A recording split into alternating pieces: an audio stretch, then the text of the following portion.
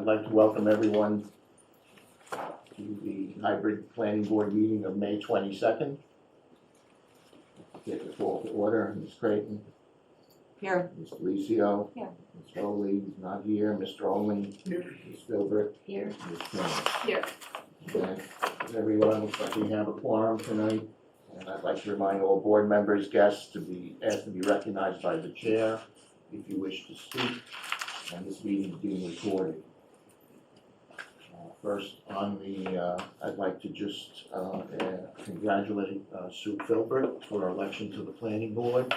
And the person who needs a re-election to the planning board. Thank you.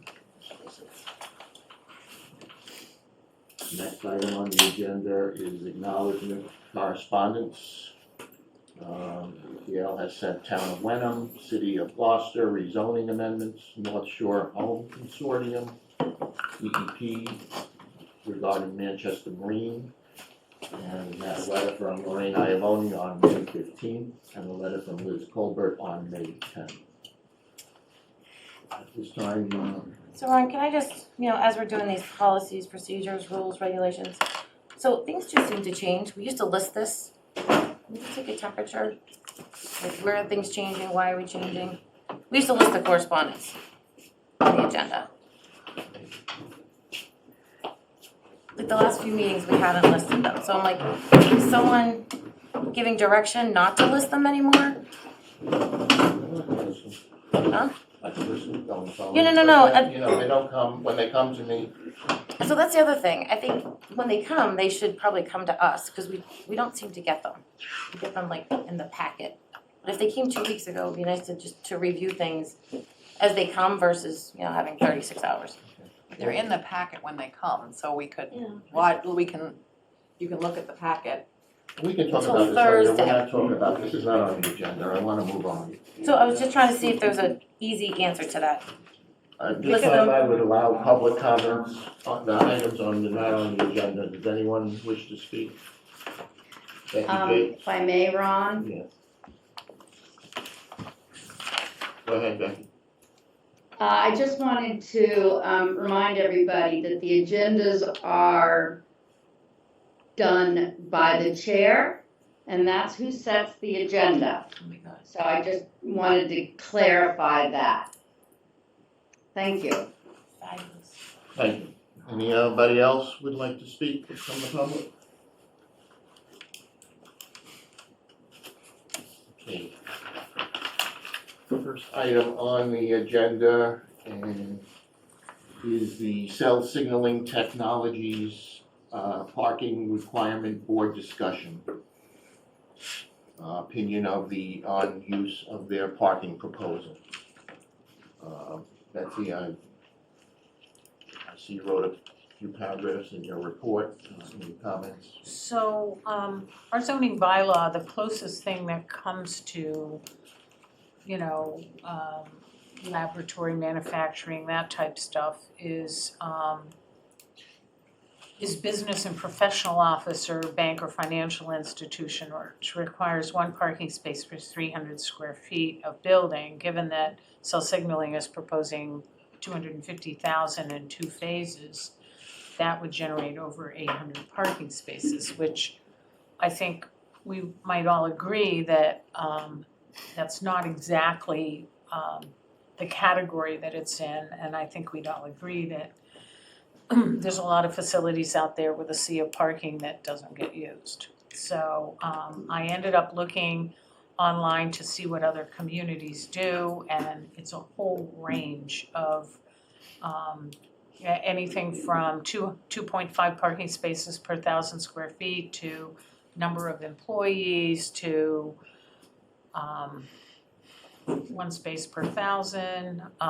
So it's all over the place. And so I was driving actually on 128 this morning, and the cell signaling group in Beverly, they have a fairly large parking lot, and I noticed that, I drove in and it was fairly full, but there were still a lot of empty spaces. And I think it would be interesting to understand in cell signaling's facilities how many parking spaces they have presently and whether that meets the need or whether they need more or less.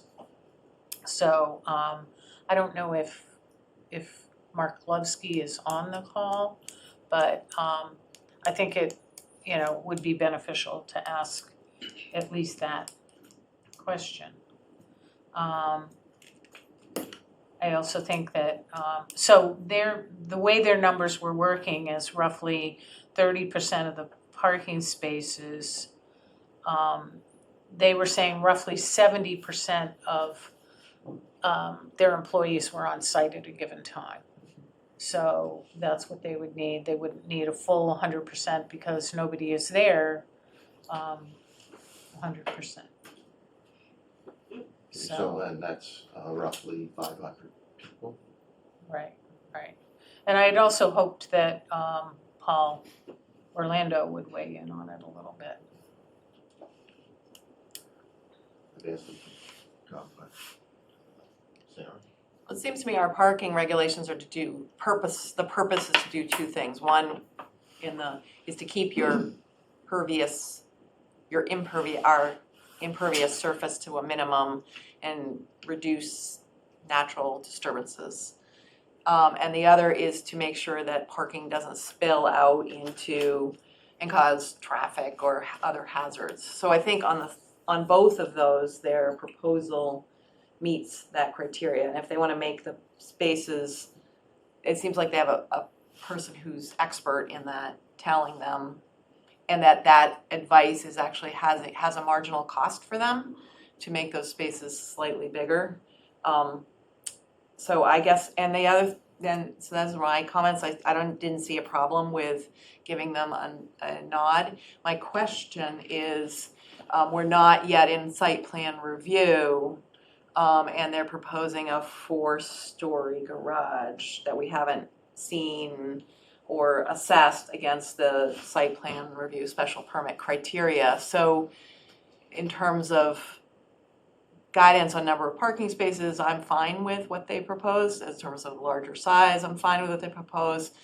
I don't have an objection conceptually to a parking garage, but I'd like to, so if they're looking for guidance, maybe we can frame our response to them as guidance rather than as a definitive, because it is part of a larger site plan review. So maybe that's, this last part is kind of a question for you, Betsy. I mean, I don't want to say, yeah, we're fine with a 4-story garage until we've seen how it sits on the land and what its storm drainage is and its views and other things. And then the other thing too is, in all likelihood,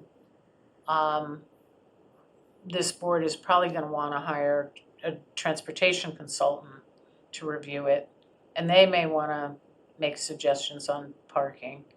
And then also, we're going to have We somebody. have some public input, which we'll Right. have Right. the benefit of a public hearing. So I think it's hard to know. I know they want guidance as to whether or not we think they're headed directionally the right way. So I guess in a non-binding affirmation that their direction seems fine, that would be at least my opinion. But I guess I don't want to imply something that.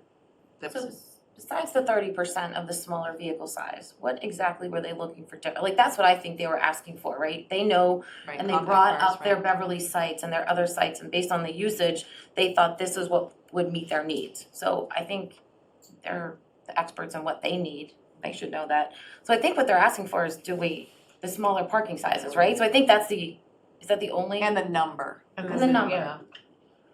So I think if we draft our opinion with those two things specifically and excluding everything else,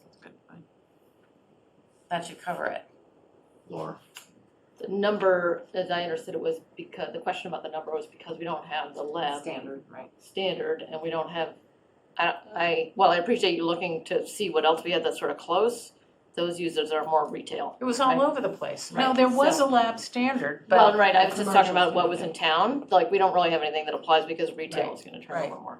So it's different. So I would say that, the work that their consultant Walker Parking is doing is, seems to be reasonable so far. I think we need to, what we're asking for in the last meeting was for them to kind of justify the environmental benefits, the site benefits of doing what they're doing. And I get the standardizing all the spaces because the compact cars really do create some inefficiencies, and sometimes you do that in existing garage when you're trying to work around columns and stuff, but they're building new. So it seems to me it's headed in the right direction. I think again, we can talk about the numbers and the, the kind of quantity they need and the space that seems like meets acceptable industry standards, and hold off on the site plan review. But I don't have a problem on the face of it with a 4-story garage. I think try to minimize the footprint while still thinking ahead to the view shed that we'll now analyze in the site plan review is,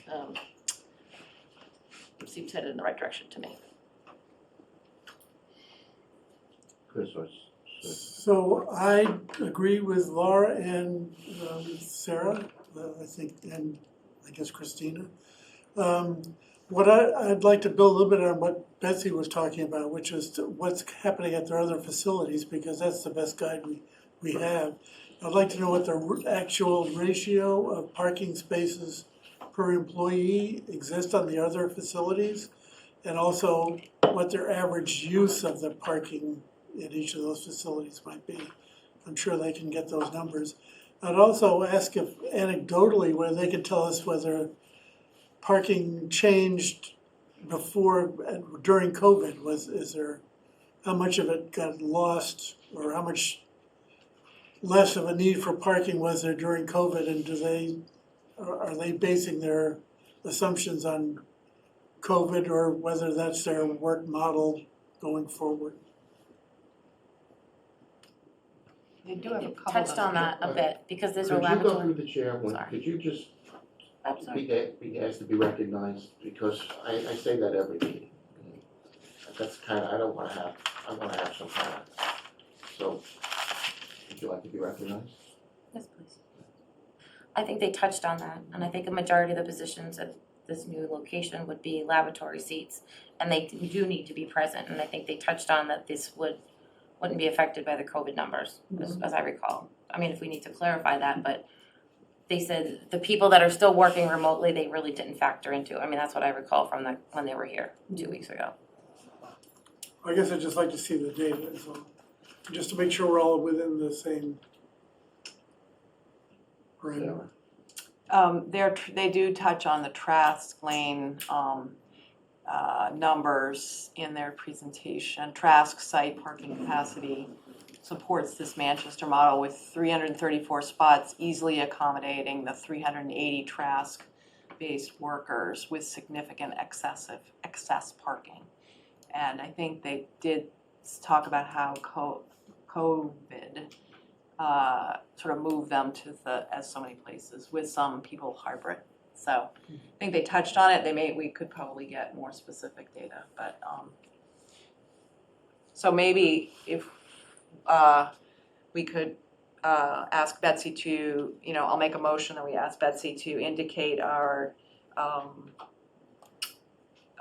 willingness to forego compact car spaces, and to provide guidance to them that their parking counts look reasonable, and as they present their site plan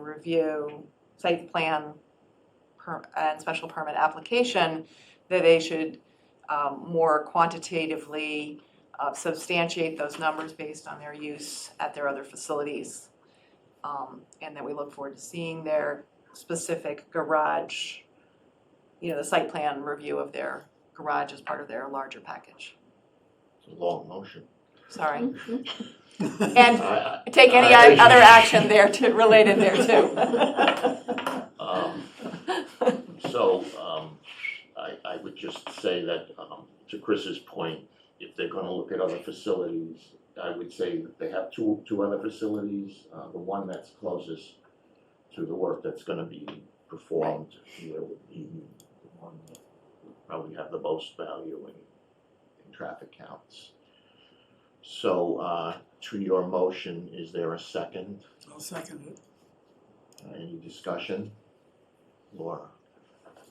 Point of discussion on the Danvers facilities, that it is almost completely excludes any other way of getting there except for by car, I think. I mean, certainly coming from 128, you're not gonna ride a bike or walk. So there may be, you heard them say last time they were considering shuttle. I think we're trying to right-size the parking, but not overbuild parking. And so if there are, beyond the comparison they're making for their existing facilities, if they have plans for how to incentivize or help people get out of their cars, that would be information we want to know as well. You asking for No, a sounds great. friendly amendment? to Yes, it? of course. See all the other relevant stuff, right? Sure. Okay, any other comments or discussion? On the motion? I don't know if you want to repeat it. No. but, Betsy's got it. Gail's I got think it. I've got it. Yeah, Gail's got it. Dale definitely has it.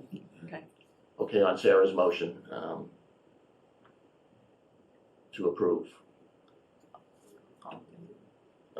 Yes. This is unanimous, 6-0. Okay, any other discussion on self-signaling? I've asked Chuck Dam to come in prior to our public hearing. Actually, Mary and Chris, you both asked to give us a short presentation on the facilities plan update. So Chuck, if you're here. Okay. So if you could just give us an update. Sure. So for the facility plan specifically, we're in full swing.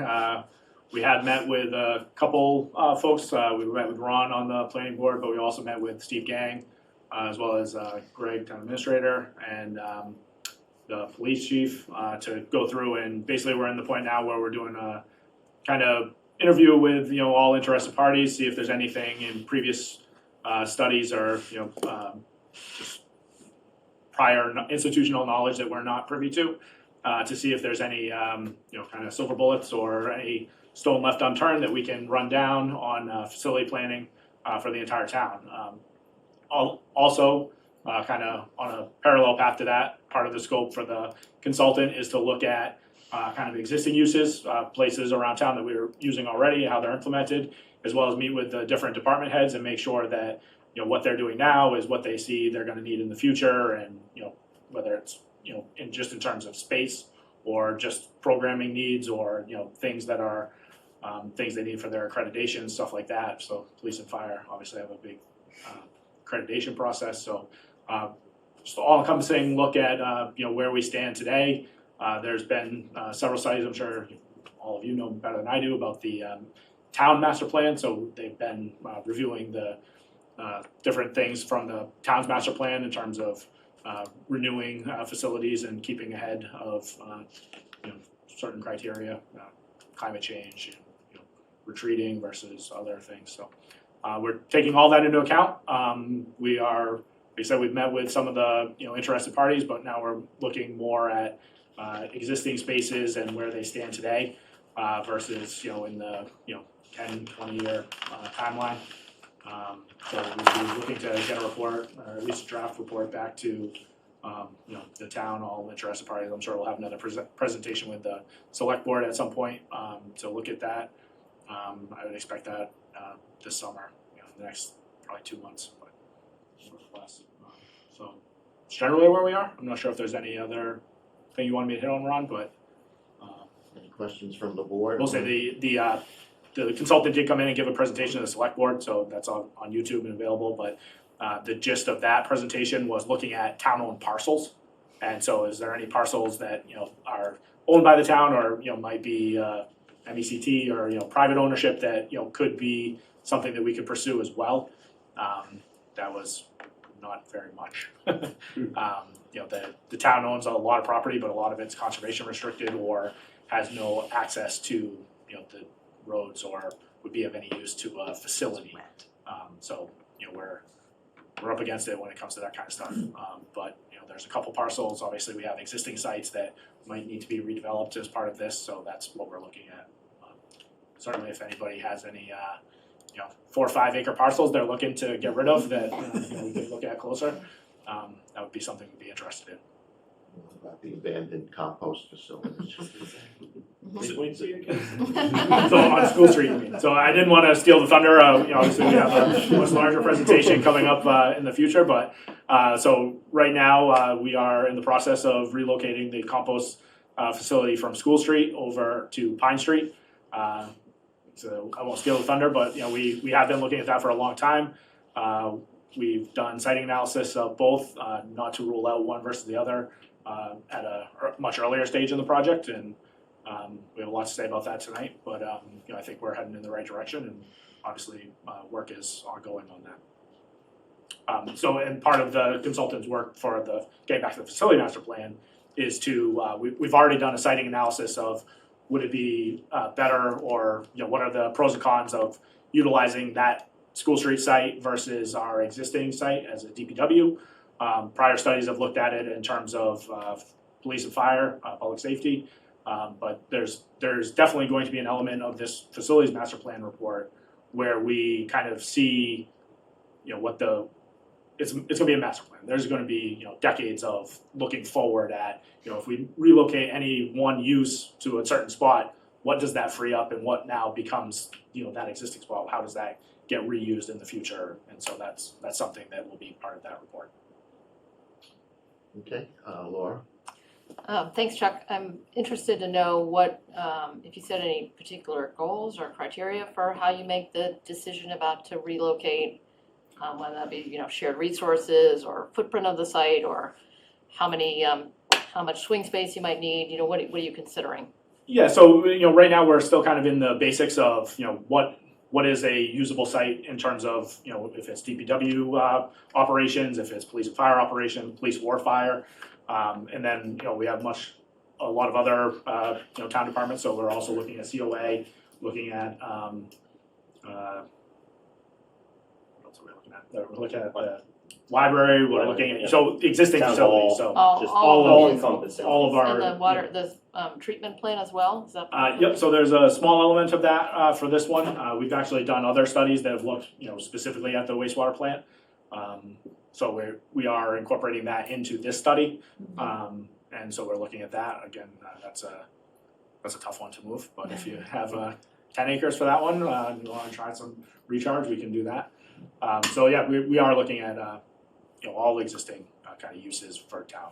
And the climate action vulnerability plan, which is just in the works now, and I know you're involved in that too. How do you overlay those two things? Yeah, so there's a lot of competing interests and different things. So what we're trying to do, and that's I think part of the reason why Nate and I get roped into a lot of these different studies is to make sure that they're all coordinated. So that's kind of our job, is to make sure. So we are looking at making sure that we don't say that we're going to do a DPW facility in the middle of where we're going to have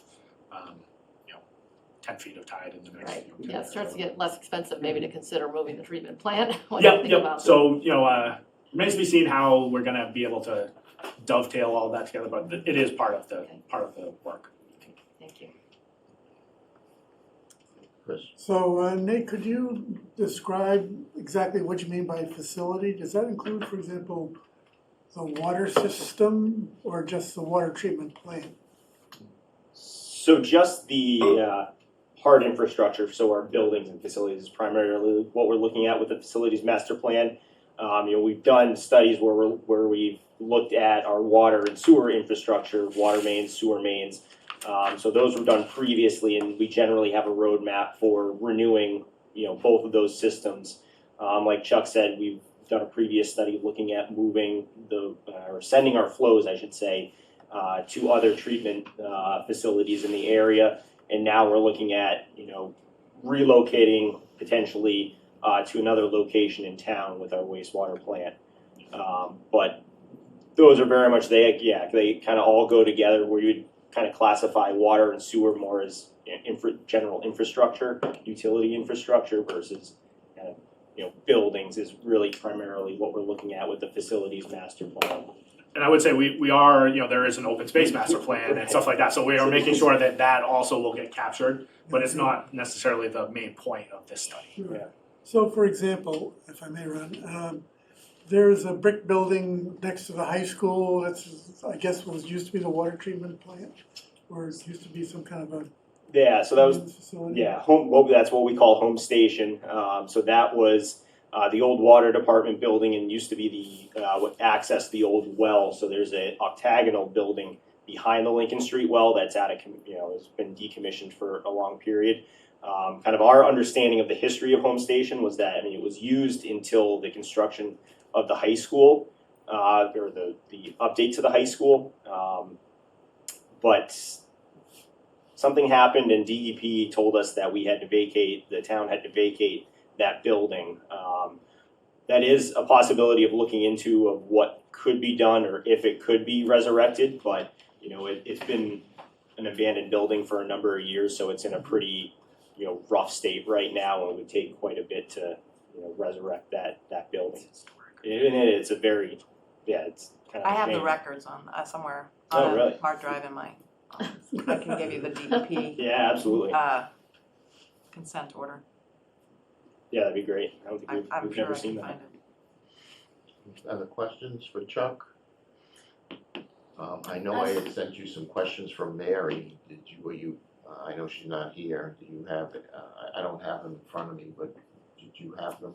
Yeah, I guess there wasn't really anything specific. One of the specifics was compost, so I'll just wait and we can hash that out. But just in general, stuff that DPW has going on. The field, I think, was one of the ones. So we are under construction for the field up at Upper Pine, or not Upper Pine, but on Pine Street.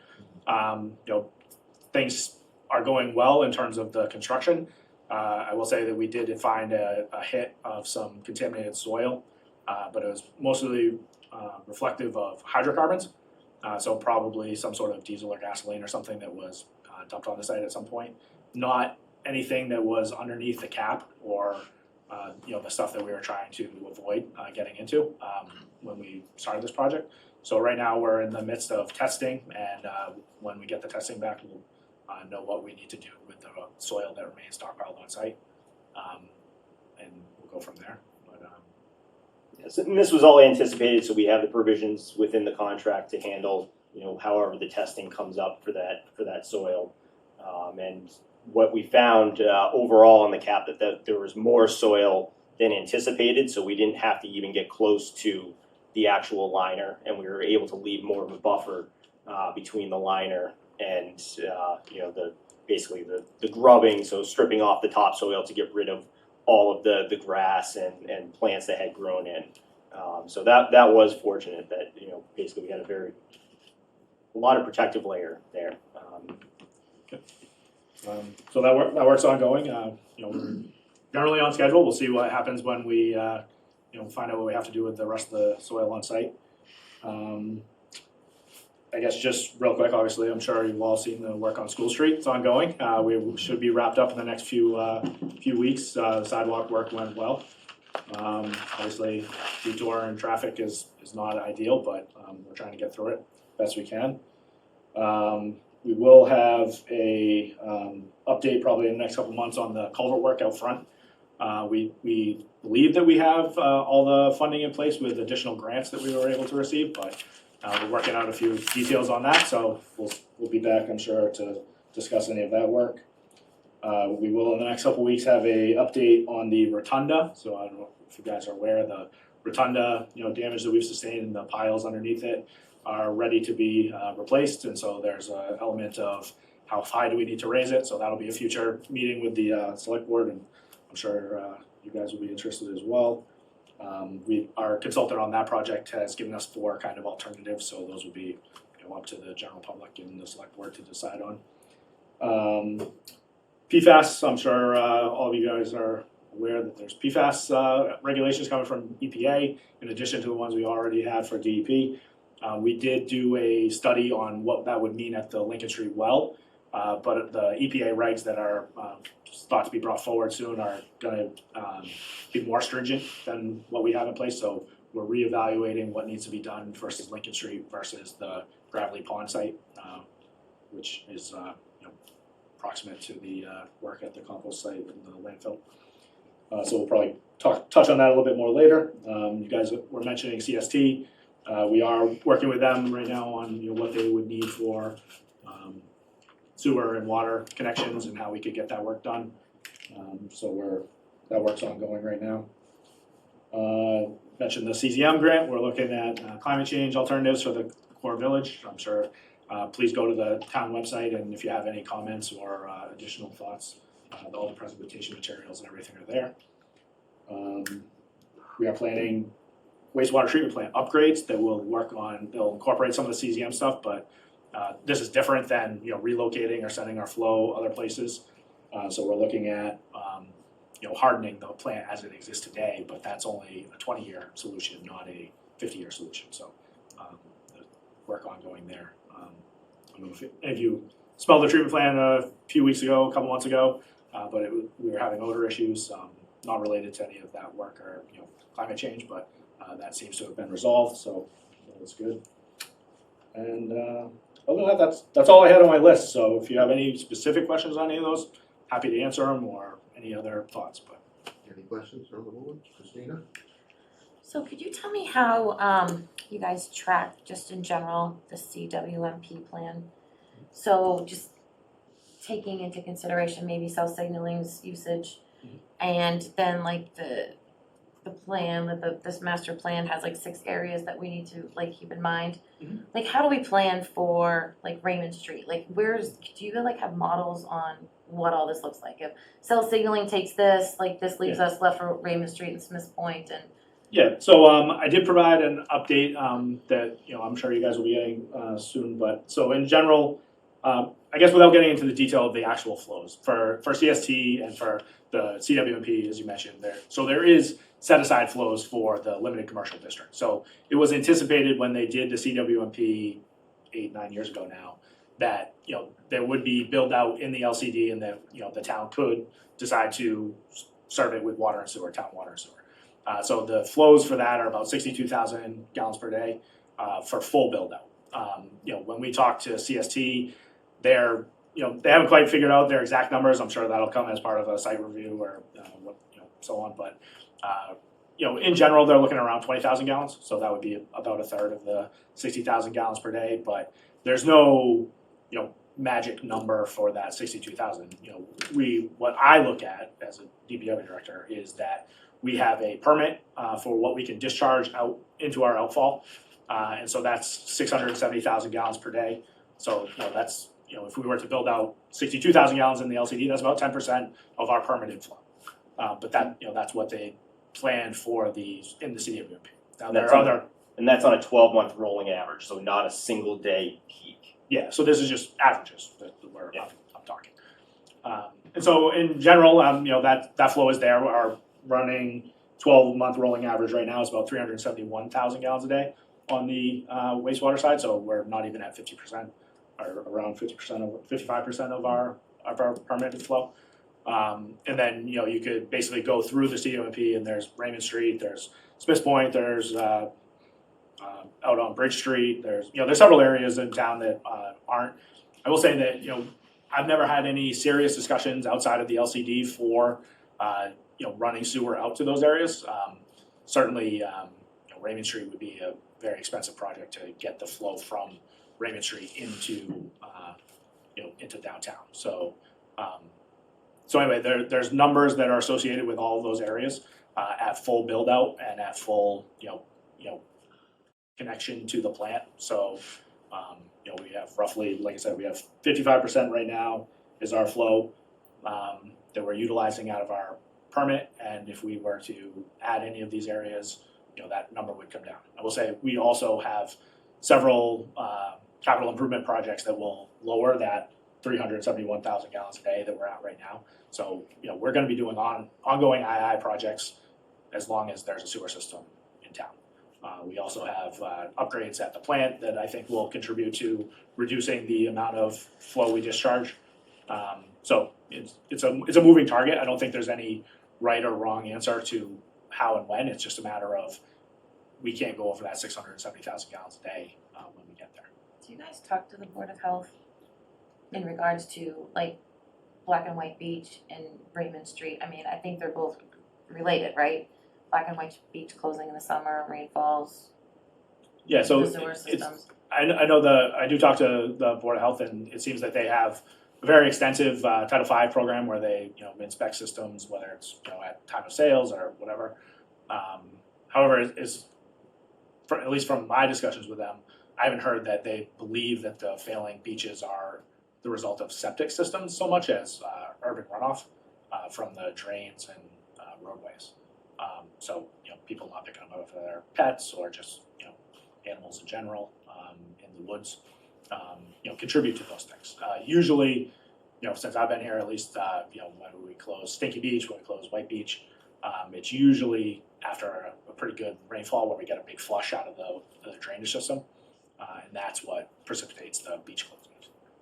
But that's just in general, specifics. Okay, thank you. Thanks for the update. Sure. Hope to see you regularly.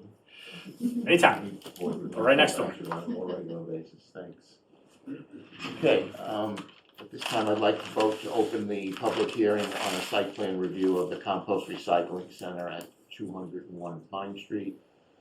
Public hearing notice has been duly noticed and advertised in the Cricket on May 5th and May 12th. So I'd like a motion to open the public hearing. So moved. Second. Raise a hand to open the public meeting. The planning board will be making a determination that the site plan review is satisfactory. The applicant or the applicant's rep, CMA, will give us a brief overview. We'll take some comments from interim town planner Betsy Ware. And I guess, Ron, if you don't mind, I guess I'd just like to introduce real quick, because DPW, we did kind of initiate this project several years ago, and we have Black Earth and Seth from Olson Lewis Architects. So I just wanted to say in general, like I mentioned, we did do a siting analysis for relocating of School Street or potentially relocating it, and we came to the conclusion that we can co-locate the compost facility that's currently operating at School Street over on Pine Street with the landfill and the transfer station operation. So this has kind of been a initiative of the town for a while. We'll say, so from a DPW perspective, we hired a consultant, CMA Engineers, who did the layout, the initial layout and review of the process, both on the composting end, but also in coordination with our landfill operations. They're our third-party inspector of the landfill itself, as well as the transfer station. So we do, DPW, the town, does report to DEP semi-annually, so twice a year, with just ongoing, observations and inspections that this third party does. We monitor the landfill itself, the venting, we have monitoring wells on site, as well as just the general aesthetic or lack thereof of a transfer station. So that's kind of the general layout, and then to co-locate it with a compost facility, also, we have to get that approved by DEP, which the town, like I said, with our consultant, have gone through that process. We issued a public RFP, request for proposals. Black Earth, Andrew, was the responsive bidder, and the town, at the select board level, negotiated with Black Earth to have an agreement for that work, and so that's kind of where we are today. They have started construction on site, and I'll let them get into the details of all that, but I guess from a town perspective, I guess that's how we got here. So, Andrew, with that, I'll hand it over to you in a second. Great, thank you. Ron, you might just give me the ability to share. yes, your name is Seth. Seth. Seth Morrissey. Podium.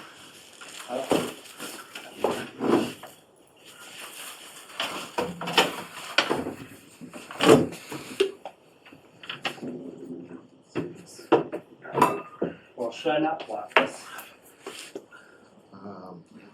Yeah, probably not. Don't fall over there. Thank you. Christina, Betsy, Ron, I've met you all. I haven't met you, but my name is Andrew. I'm from Black Earth Compost. I'm a managing partner, owner. I've been with us for 10, 11 years. I run the compost operations and I build the sites, in charge of operating them, in charge of sales of the finished product. So Seth here, we hired with Holson Lewis. They're working with us to help with the site plan review process. So we'll do a presentation, just discussing the project, where we're at, and then, we're happy to answer questions. So Chuck gave a brief info and thank you for that. My name is Seth Morrissey, I'm with Olson Lewis Architects. And working with Black Earth Compost, they've been in business for 11 years. And they've grown to be the leading compost company in New England over those years. Their existing site, I think you're all aware, is over on School Street, which has a number of issues associated with it. And our hopes is that the new facility on Pine Street will solve many of those issues. Seagulls. Yeah, mainly seagulls, yeah. So we already chatted about this, but the history, there was an RFP in 2021 issued from the town. Black Earth Compost was awarded that. In June of 2022. We should speak up. Yeah, sorry. Where's the screen we're supposed to I face? think the camera's at the top of the screen there. Microphone is on top of the ceiling. Gotcha. And is the camera over here? You're sharing a screen, so you're all set. Perfect. Camera's over here. In June of 2022, Black Earth submitted their plans for permit. In November of 2022, Black Earth contracted a vendor to construct the facilities. It wasn't until last month that we realized that we had to do a site plan approval, which is why we're all here. Just a quick list of some of the benefits for the town. I'm happy to bring that up. So we believe that what we presented to the select board in 2019 was that we'd save the town about $132,000 a year between a number of different pathways. So Black Earth is paying for the investment in the property, so expanding it, developing it, improving the landfill cap so that you can actually do the composting up top, and actually move the facility from School Street over to Pine Street.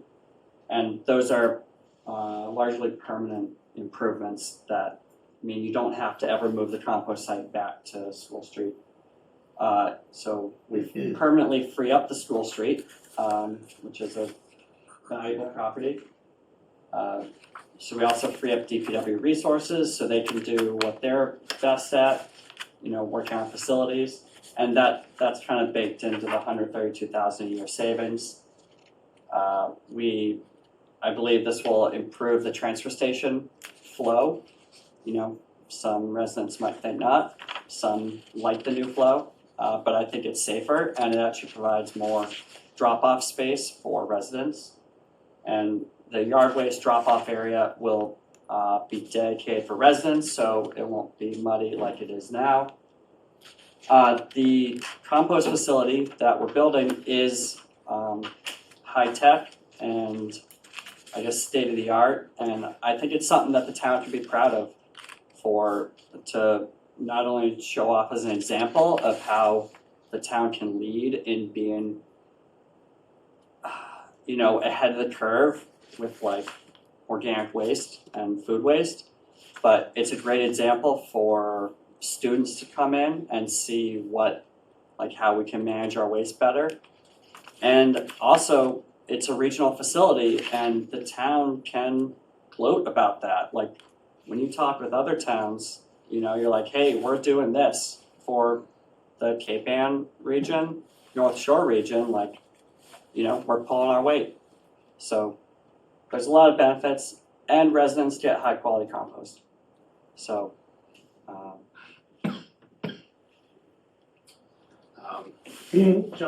I'll just touch briefly on the existing site. I think you guys are all aware, this is the old dump located north of 128 in Pine Street kind of borders the southwest edge of the property, and there's wetlands to the north and south of the property. The dashed line in red is kind of the extent of the existing landfill cap. Alright. So let's jump into the proposed site plan. I'll try to make this bigger. If you full screen that.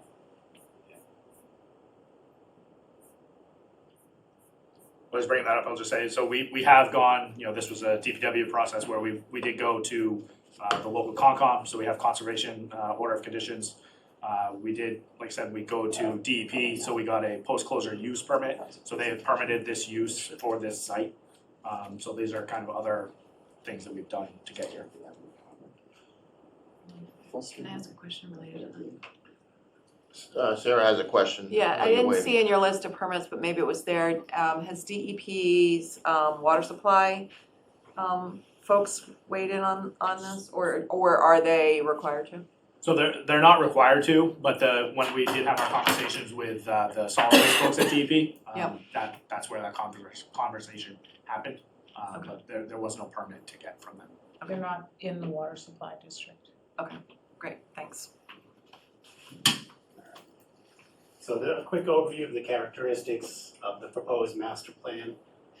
So the tan area is the extent of a new gravel pad that we are proposing.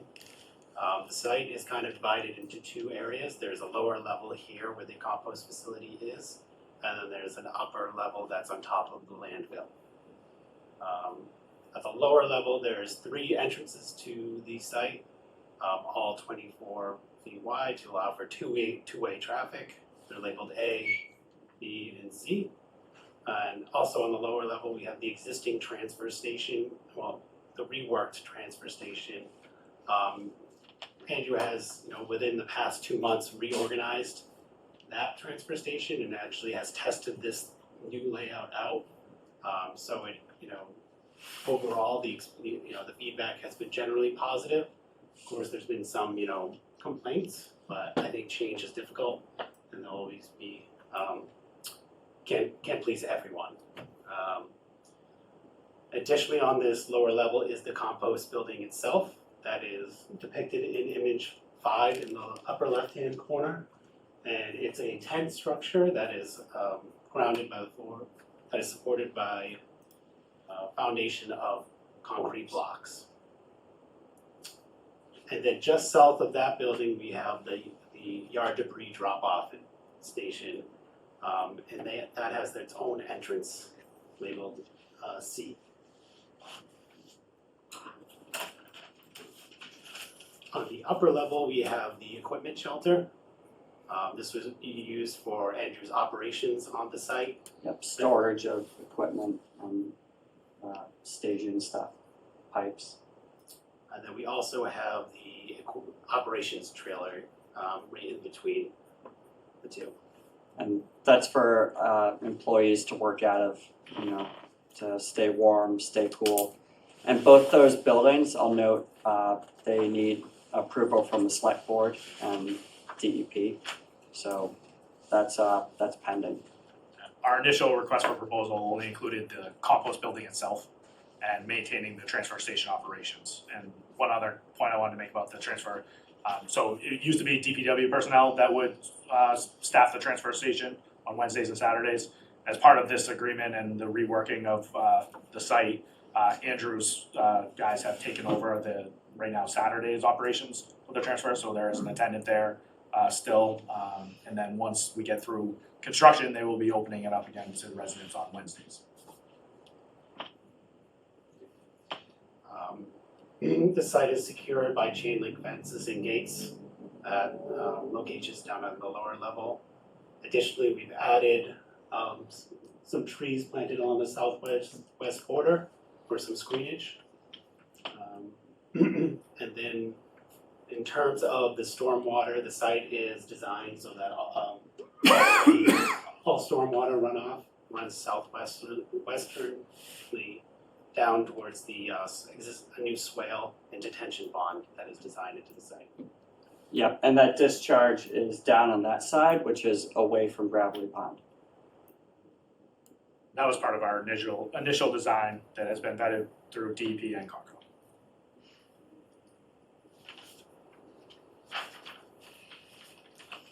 As far as sight lighting, there are a few dark sky light fixtures that we'll be providing along the new compost facility, 3 in total at the moment.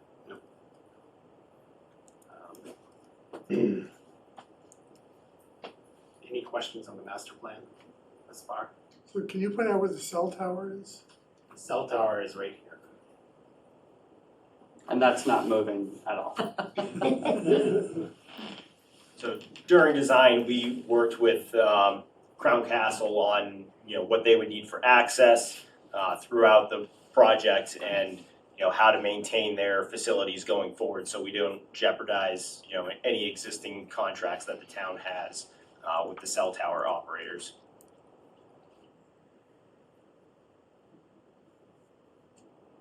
Laura? I'm really in favor of the program of the project. I think it's fabulous environmental stewardship, and I'm so glad we're really thinking about sustainable ways to compost and reuse our food waste and keep it out of landfills. I think this is a terrific benefit to the town. I think it's a really smart move to move it away from School Street and here. So my comments are mainly related to the kind of site plan review and the impacts on Pine Street. And the two things that I'm wondering about are, so there are 3 curb cuts onto the site. And I understand that you're trying to kind of order traffic more in the different zones where people will go. But it is on a road with a somewhat rural character that gets a lot of recreational use, cyclists and dog walkers and hikers and so forth, and right across from a trailhead. Did you look at all at consolidating, even to go from 3 to 2 curb cuts? You are on a curve as well, so I know that the sight lines that you show in your plan appear to be adequate, but it still seems like a lot of curb cuts for this new development. Yeah, so it's best to have the yard waste drop-off separate from the transfer station drop-off. That's because they're gonna be open at the same time. So if they came in through the same entrance, then you would have cars backing up onto Pine Street. So keeping them separate is good for that reason. And really, the A and B are kind of like the same curb cut. I know they're separate, but B is really the entrance for the transfer station, and A is the exit for the transfer station. They're made wide enough to be 2 ways, but when the transfer station's open, we're only taking in, they're 1 ways that are 24 feet wide.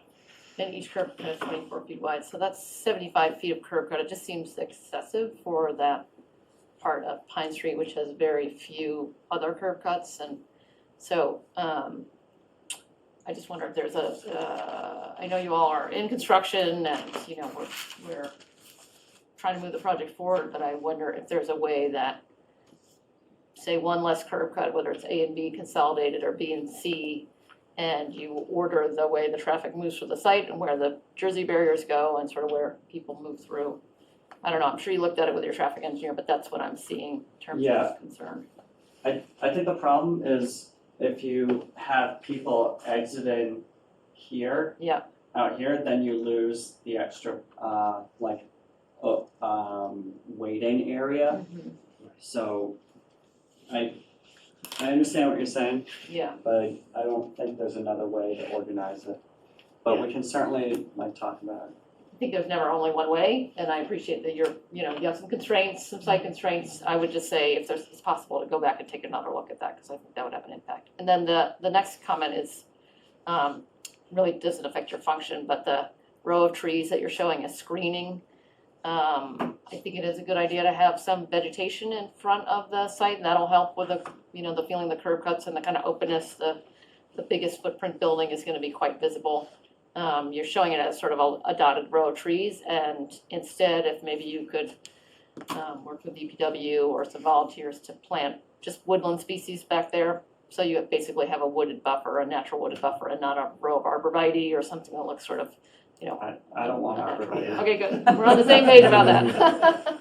Yeah, I think, so we're open to anything there. Yeah. I mean, one thing is keeping this line of sight Yeah. open here, Mm-hmm. but I think along here, you could do more things, like it's important to remember that the swale is here, so you want some things that are water tolerant. Sure.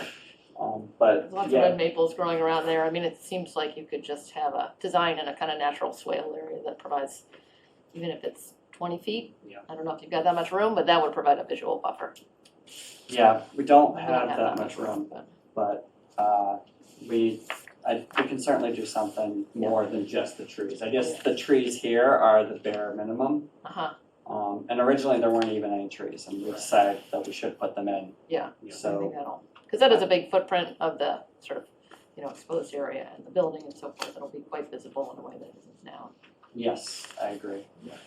Laura, can I ask you, would it kind of alleviate your concerns if we were to minimize, instead of, I think we do need 3 curb cuts, but if we were to make at least one of them smaller than Like 24 feet, 12 would feet or that? something. I yeah, mean, 24 feet is. It does really- seem like the one in the middle could be tightened up, but, Yeah. and maybe even the other ones a little bit, but. I so see why A has to be wider. I don't know what's going on with C, but, Yeah. I guess, yeah, I would I think ideally they- wanna see one fewer, but certainly necking it down would help to I address. think that's something we could, Yeah. do that a lot closer. Betsy, go ahead. So part of the concern there with the curb cuts, and actually from A to B, it was one giant cut, and I said, wait, that's not gonna work. But both the police chief and the fire chief wanted queuing off Pine Sure. Street. I understand. So, and then given the fact that you've got some trucks coming in and out to go to that back area, it didn't seem like it was. Well, that's why I'm wondering, and I'm not the traffic engineer or the civil engineer, but if B and C are one curb cut, and you go inside and then you circulate around and you come back out again, I don't know, I think I think maybe consolidating or certainly narrowing. the solution would be to cut the curb cut on B to Something a lot small. narrower. Yeah. I think that's the area that we can help. It's not really shown well on this layout for several reasons, but the area where they're doing the drop off for the organics, not the food scraps, but like the leaves and brush and all that kind of stuff. C. That's gonna really kind of be its own area. It's gonna get cut off from the rest of that, so it's not, I don't think that's Yeah. really where we can see it. Can you but- do any more of a woodland screening between A and B? That would also help to minimize that kind of big Yeah. cut. I don't think we can do that there. But I think we can certainly shrink B down to like a one-way. Okay, I would just encourage you to take a look at those. I think it's a fabulous program. I'm really supportive of the development and just looking to maintain that kind of wooded rural character that makes Upper Pine Street and Tobacco pretty special Yeah, and a no, real resource to the town. I agree, I like that area. Is the road paved out there? The paving ends right about B, right? Right about at A, it changes to a dirt road. I'm wondering whether a way of solving the pedestrian bicycle situation would be to somehow separate the pedestrian bicycle traffic away from the road traffic by making I don't know, what it's not a sidewalk, but a little trail area away from the road so there won't be that conflict. As a cyclist, we use the whole road there. I mean, it's a rural road and so you feel Yeah. kind of like you can use it, But it's if you safe got to sort of use it. shuttled off around to loop around a little bit. I don't think people will abide by it personally. um, Just knowing that that area is full of mountain bikers and cyclists and gets a lot of two-wheel traffic. Any other comment, Sarah? Well, two questions. When the large trucks come in with the whatever the largest organics are, I presume leaves, I read that you think it'll be more even than just in the fall, but however it happens. They come in C? No, they come in B and access from this gate here. Oh, okay.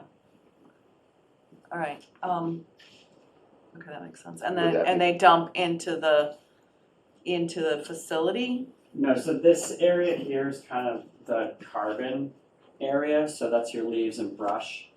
So this is where they unload here. I see. The And where's the cold here, stormwater back. detention area?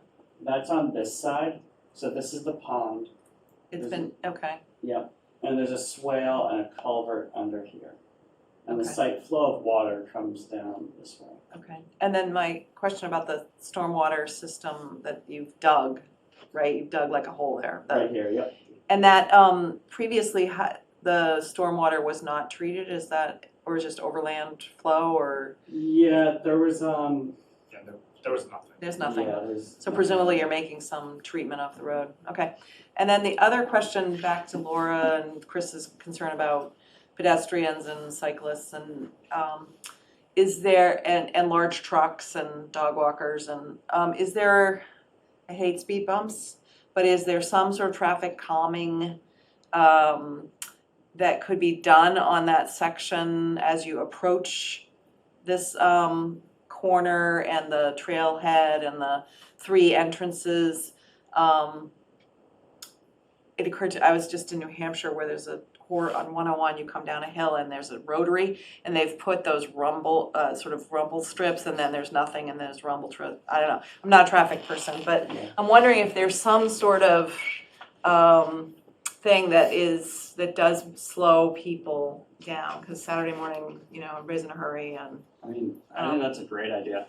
You put like a speed bump, like Yeah. here. Or speed bumps and- might not be the right thing, and I don't wanna pretend, oops. Maybe can you hit the little X? I would probably stay away from speed bump, Yeah. however, the rumble strip idea, I feel. Oops. conceive. You just have to hit it on the screen, It's not on his screen. no, on the actual screen. Oh, is that because I hit You it? hit it, yeah. It says the Bike and Ped Committee is working on a long-term multi-use plan. Okay. Yeah, so if the bike and pedestrian committee is working on a plan, perhaps there could be some commitment that the compost would work to implement it in that 200 feet or 200 yards near their facility, or some piece of that, rather than it presupposing what that should be, at least, because, I don't know exactly what the right word, but anyway, back to you. So I guess I'll just say a couple things on that. So, I think we're certainly open to take a look at some of these ideas. We do have a traffic calming policy for town, so I guess I would want to refer to that, where we could kind of test out some of these and then see which ones work. But the first step of that process would be to look at the data and collect data. So we aren't in the post-construction phase yet, so we can't really know what's gonna happen. But the pre-construction phase, we do actually have some baseline data for that area. And, believe it or not, the speeds are actually fairly low. It was a little bit further up, but, we are under 20 miles an hour. In this area in particular, in front of the frontage at the transfer station is 15 miles per hour. And then further, going back towards the on-off ramps is about 25. So, it is a slow area and, people do generally go fairly slow there, but, that's not to say you don't get speeders at all. I'm just saying. Well, you're coming off a dirt road from the one side, Exactly. And there's not really through traffic, so you don't get the people trying to speed to Hamilton because there are none. Actually, if they don't grade it. Yeah, just some follow-up questions. So can you show where the line of fencing is going to be across the front of the site? Is that Yeah. been shown yet? It's this dark line. Okay. Okay. Oh, so is there a fence between A and B along the road edge? No, there's not. Not.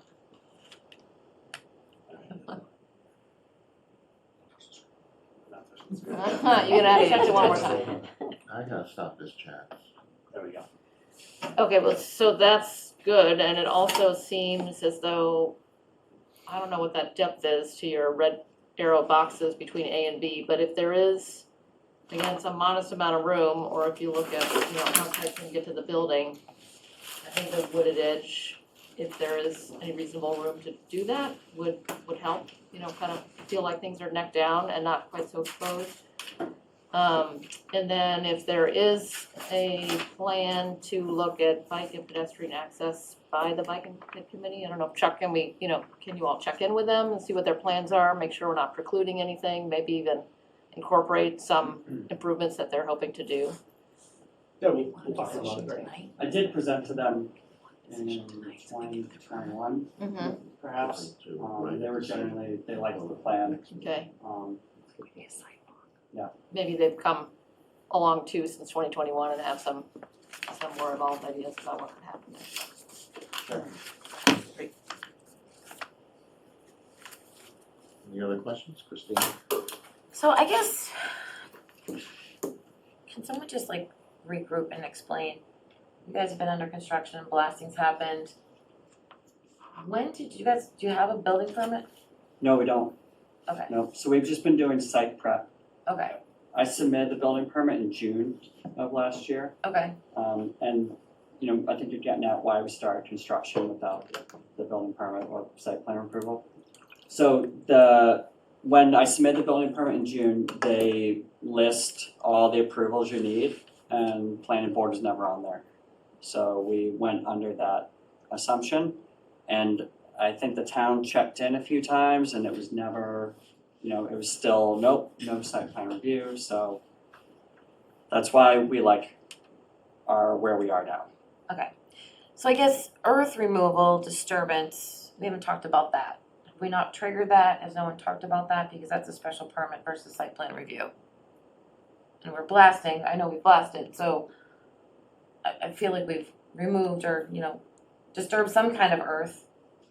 So Yeah, where are we at that? we've reused a lot of it up on top of the landfill, like we're using I think if blast the- rock for I get it, but I terracing. think if the threshold's been met, then there's a special permit that's required. I would defer to Chuck for, I don't think that applies to town-owned parcels, though. That's easy. So I didn't get anything from Paul or Orlando that said that it needed a special permit for earth movement. How do we blast without, They got a blasting permit, I saw that in the documentation, how Mhm. that happened. I believe earth removal permit is required if you're excavating more than 15 feet. That's the trigger, I believe, without I looking think it it's up. cubic No. feet? No, it was, I believe- uh, It's the, Volume. I believe it's 15, but anyway, so, but I would guess Paul would be determining that it wasn't needed. I mean, we don't have any way to do it from. When this Yeah. came to me, I asked Paul via email what he was triggering site plan for. And he indicated that it was 4.2 of the zoning bylaw. Note 1 says that if you're in the LCD and you're doing more than 10 parking spaces, you trigger site plan review. And that's all he said. Okay, so I feel like there's a lot of all he said here. So, I mean, I feel like we need a better system that Paul says this and this is what Paul said and Paul needs to write things down. Because I feel like this isn't fair to any of us talking about this. If we know that there was blasting happening, I have asked repeatedly for Paul to issue a determination in writing like most other building inspectors do, so there's clarity for everybody. okay. Based on that, I would like to go back to what someone said, town-owned land. This isn't a town project per se, right? I mean, when you look at this agreement, the building's owned by Black Earth, and there's an agreement that it sits on town land. That's not true. This has definitely been a town project. Like I said, we've gone through several iterations of planning and design at a town level. We do have town appropriation for certain things. And I would say that our agreement with Black Earth is to operate the facility, but there is details within that agreement where we have basically the breakup process should there be one. So this is certainly a town project. I completely agree that it's town-owned land, but the contract between you two says the building's owned by Black Earth. Yeah, so there is a breakup process, but we will continue to own the land. They are operating on our land, and that's it. All right, but I guess the permit is from Black Earth to build this, right? So, I mean, I guess this is a gray area.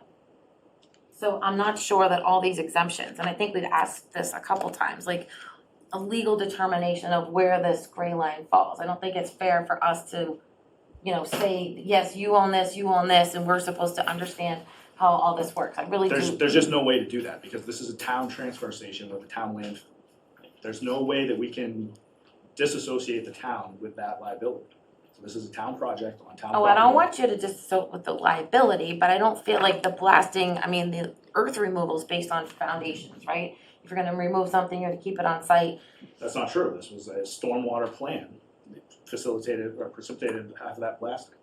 So it's a whole site plan. It's not just the building.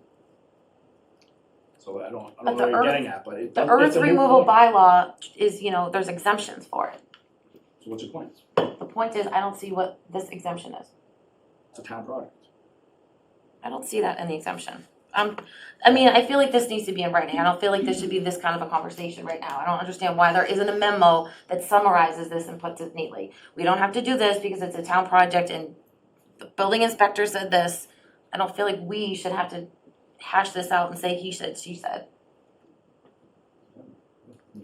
Ron Mayer? Ron? Becky, do you have a comment? I do. There are no gray areas. This is actually a town project. And it's unfortunate that this meeting was not coordinated also with the select board to save, number of people from having to repeat themselves. But it is not gray, it's definitely black and white, and it is definitely a town project. We're in a contract, with Black Earth. So I guess and if there is any concern regarding how the building inspector functions, then that comes under the town administrator. That is not for us to say how Paul Orlando should or should not be doing his job. If somebody would like to see a modification, for example, as Christina suggested and Betsy did, in writing, those should be put to the town administrator who oversees staffing. But it's not something that we should be going on about at this point in time, without the town administrator here. But again, it is black and white and it is a town project. Thank you. Thank you, Becky. Do you have a comment? I was just gonna say what Becky said, actually, that it's really not for us to decide who owns the project. We're doing a site plan review here, and we should just stick to that.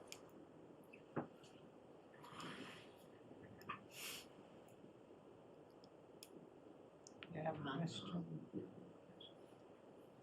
Sue? I want to focus on the compost just for a minute. I really appreciate the way the building, the structure is designed, particularly the floor.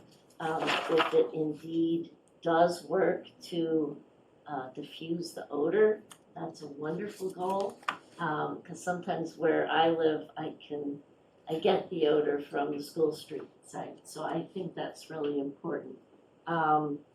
What I am wondering about is how the compost travels and goes to the area where it sits for 1 or 2 months. Could you just describe that a little bit and explain where it's sitting for the 1 and 2 months and address any odor issues that might be involved with that? So, yes, I appreciate that the current site has odor issues, and I'll just say that we wanted to put up a structure for 5 years to prevent odors and seagulls. And so here it is. And the composts, the food scraps come inside, they're unloaded inside, which is a major improvement. The entire structure is under negative pressure, so there's a biofilter pulling the air out and pushing it into the biofilter, which is a bed of chips and essentially wood. The compost spends, so we blend it with the leaves inside, and it spends about 3 to 6 weeks inside composting. Like during that time, we get pathogen kill, liquids management, and odor. We get through the odorous stage. You know, there's air pipes in the floor that keep the compost aerated. So not only are you producing less odors because you are aerated, but what is produced is captured. So after that time, it comes out the back of the building and goes up the conveyor to the top of the landfill. And then it cures in these piles on the south side of the landfill for 1 to 2 months. And then it gets screened kind of just near those piles and then stuck. The finished product gets put in that rectangle there. And from there, it gets loaded out. If you follow the arrows, that's where our vehicles come in for loading out to send it out. Great, thank you. And where do we consumers in our cars get it? Down in the yard waste drop-off area. So we'll have a spot down there where you can collect it. So you just bring some down? Correct. Yep, we'll put some in a truck, bring it down, dump it down there. So the nice thing about all that flow is it means the compost stays in the compost areas and it's not being carried over drive areas, which is an issue now where it spills out of the bucket and then it's on the road and then, that makes mud.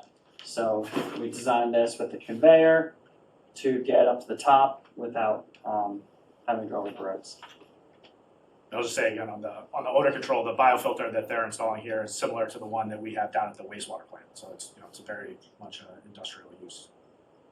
Yeah, and it was designed by an industry consultant that was brought on to help, design that stuff. Great, thank you. So, just a couple. Can I just follow up on that smell question? So, I mean, if in the future something is developed on the other side, I mean, that should contain it, The other side of, Pine Street. Like some kind of residential area that wouldn't be a big disturbance. yeah. I'm not saying it's gonna be perfect and never smell, because I think when you open the door, some odors will come out, but that's a management thing where we try to keep the door shut as Okay. much as possible. But what it is gonna prevent is those long lasting odors that,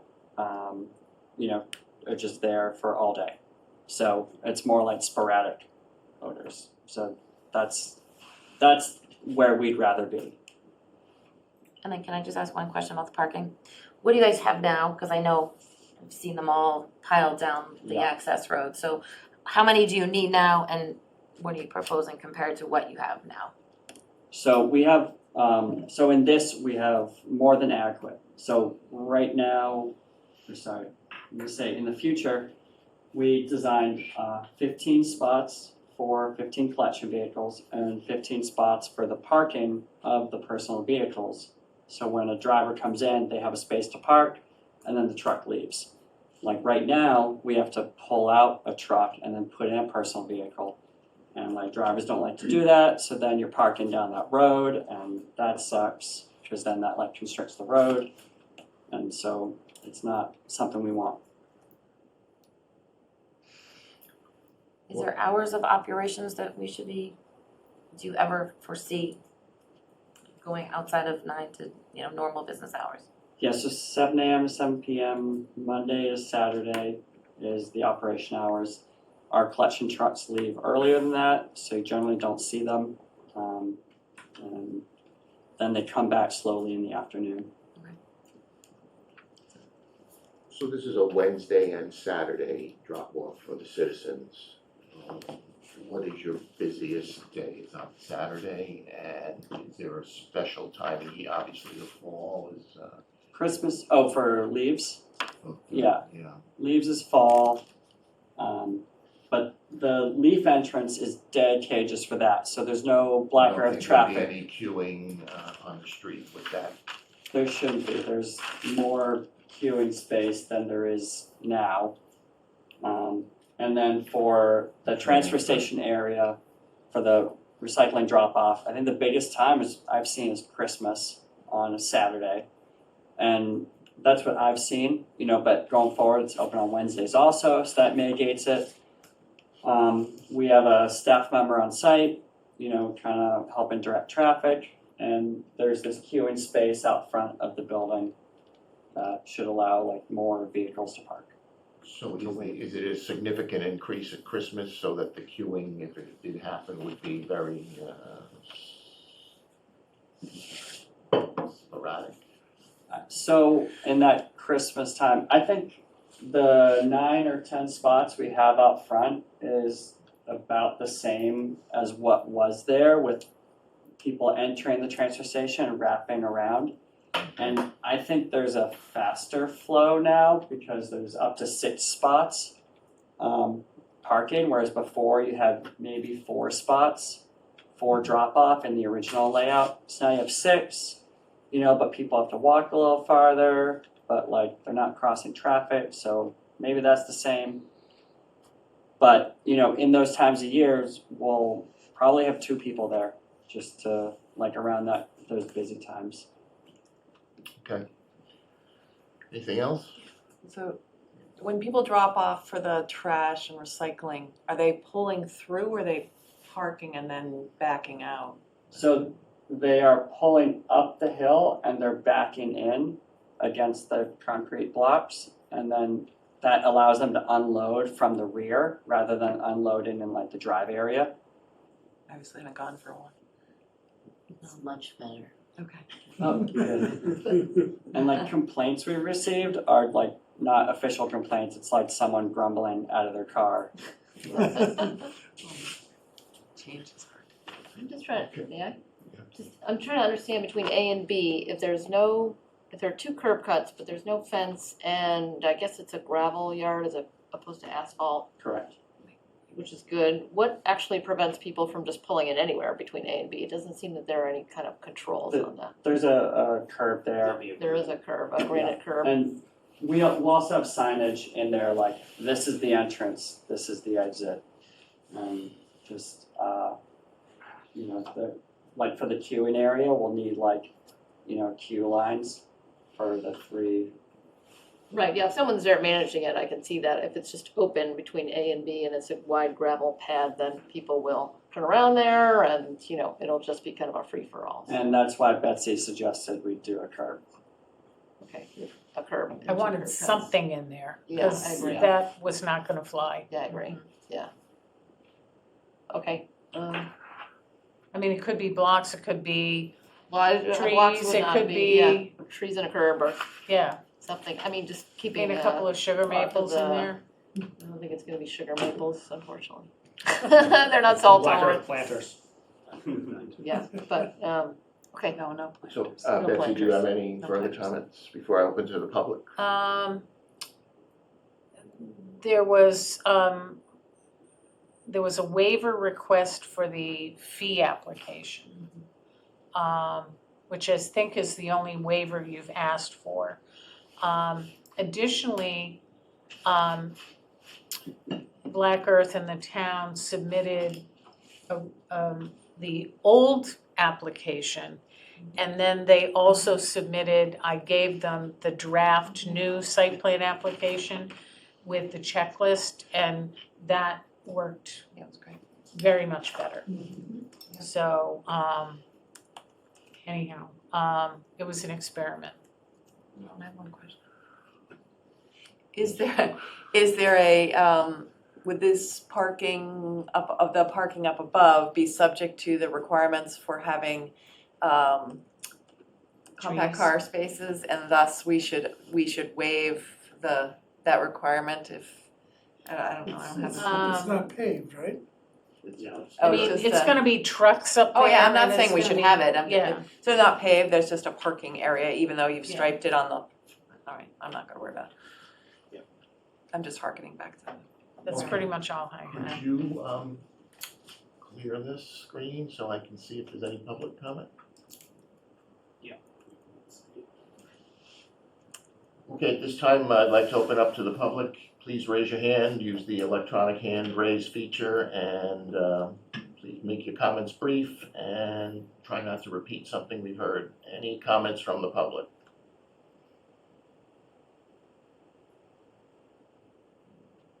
Okay. Hearing none, I will take a motion to So I had suggested in my memo, 1, 2, 3, 4, 5, 6, 7 or 8 conditions. You've also talked about, perhaps exploring with bike and ped, some movement to slow traffic. What else do we have? Trees. narrowing one of the Narrowing driveways. B, Yeah, if you can't eliminate it. okay, narrow or eliminate. And then having some trees that are more woodland-like as opposed to, Arborvitae's. No arborvitae's. May I tag on to that one, Ron? 2. a maintenance issue. No, it's not a maintenance issue. They'll die, They Being just wet. look like, they don't look right. right? It's a woodland, I think you're after. May I just continue what you were saying about the wood? If it's possible to do a wooded buffer between A and B and C, assuming you need to keep, I think that would be more appropriate than a granite curb for this, which is a fairly urban kind of a treatment versus a, I think a goal should be to protect the kind of scenic view shed of the rural road and protect it for recreational foot and bike traffic. So to that end, minimizing the curb cuts, minimizing the span of the curb cuts, using a native wooded buffer instead of a built buffer wherever possible. Will kind of reduce the kind of visual footprint on the road. We have to close the public hearing for this point, Um, for discussion of these conditions. No, you can keep it open, and then if somebody shows up, you can, and then close it. A couple other questions on Betsy's suggested conditions, and that is a suggestion to not have the large trucks from the composting coming and going during the transfer station hours. To prevent the sort of traffic conflicts.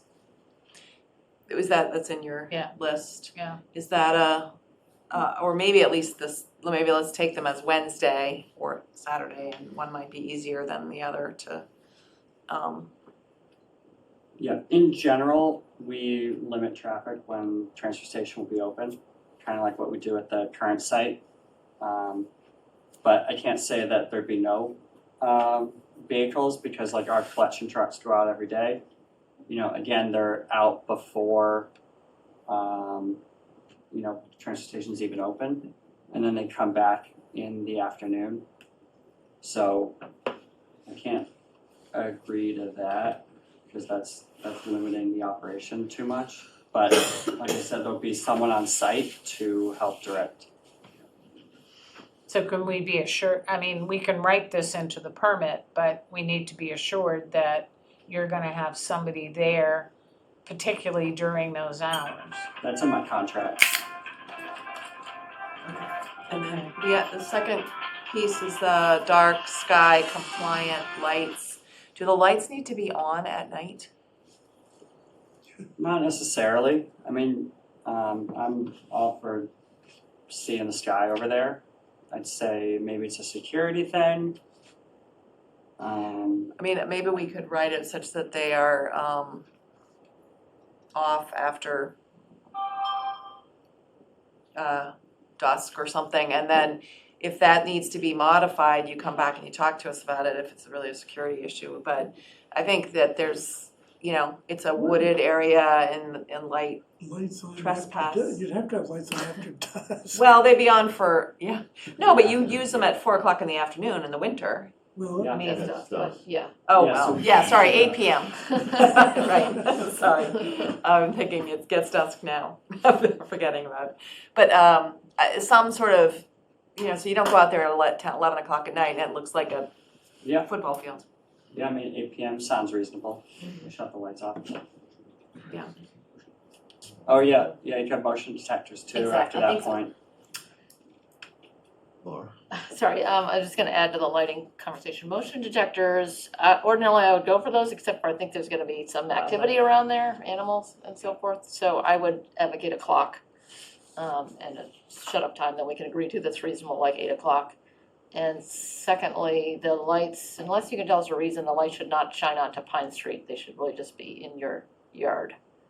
So they Yeah. should not be casting light onto Pine Street. Yeah, I think that's fine. I think, so we're planning on having one in front of the front door.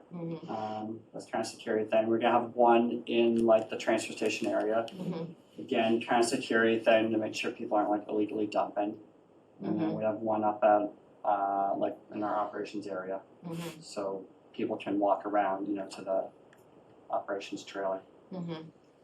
So I don't think those would cast light on Pine Street. You know, like the cone of light wouldn't. Becky, you have a comment?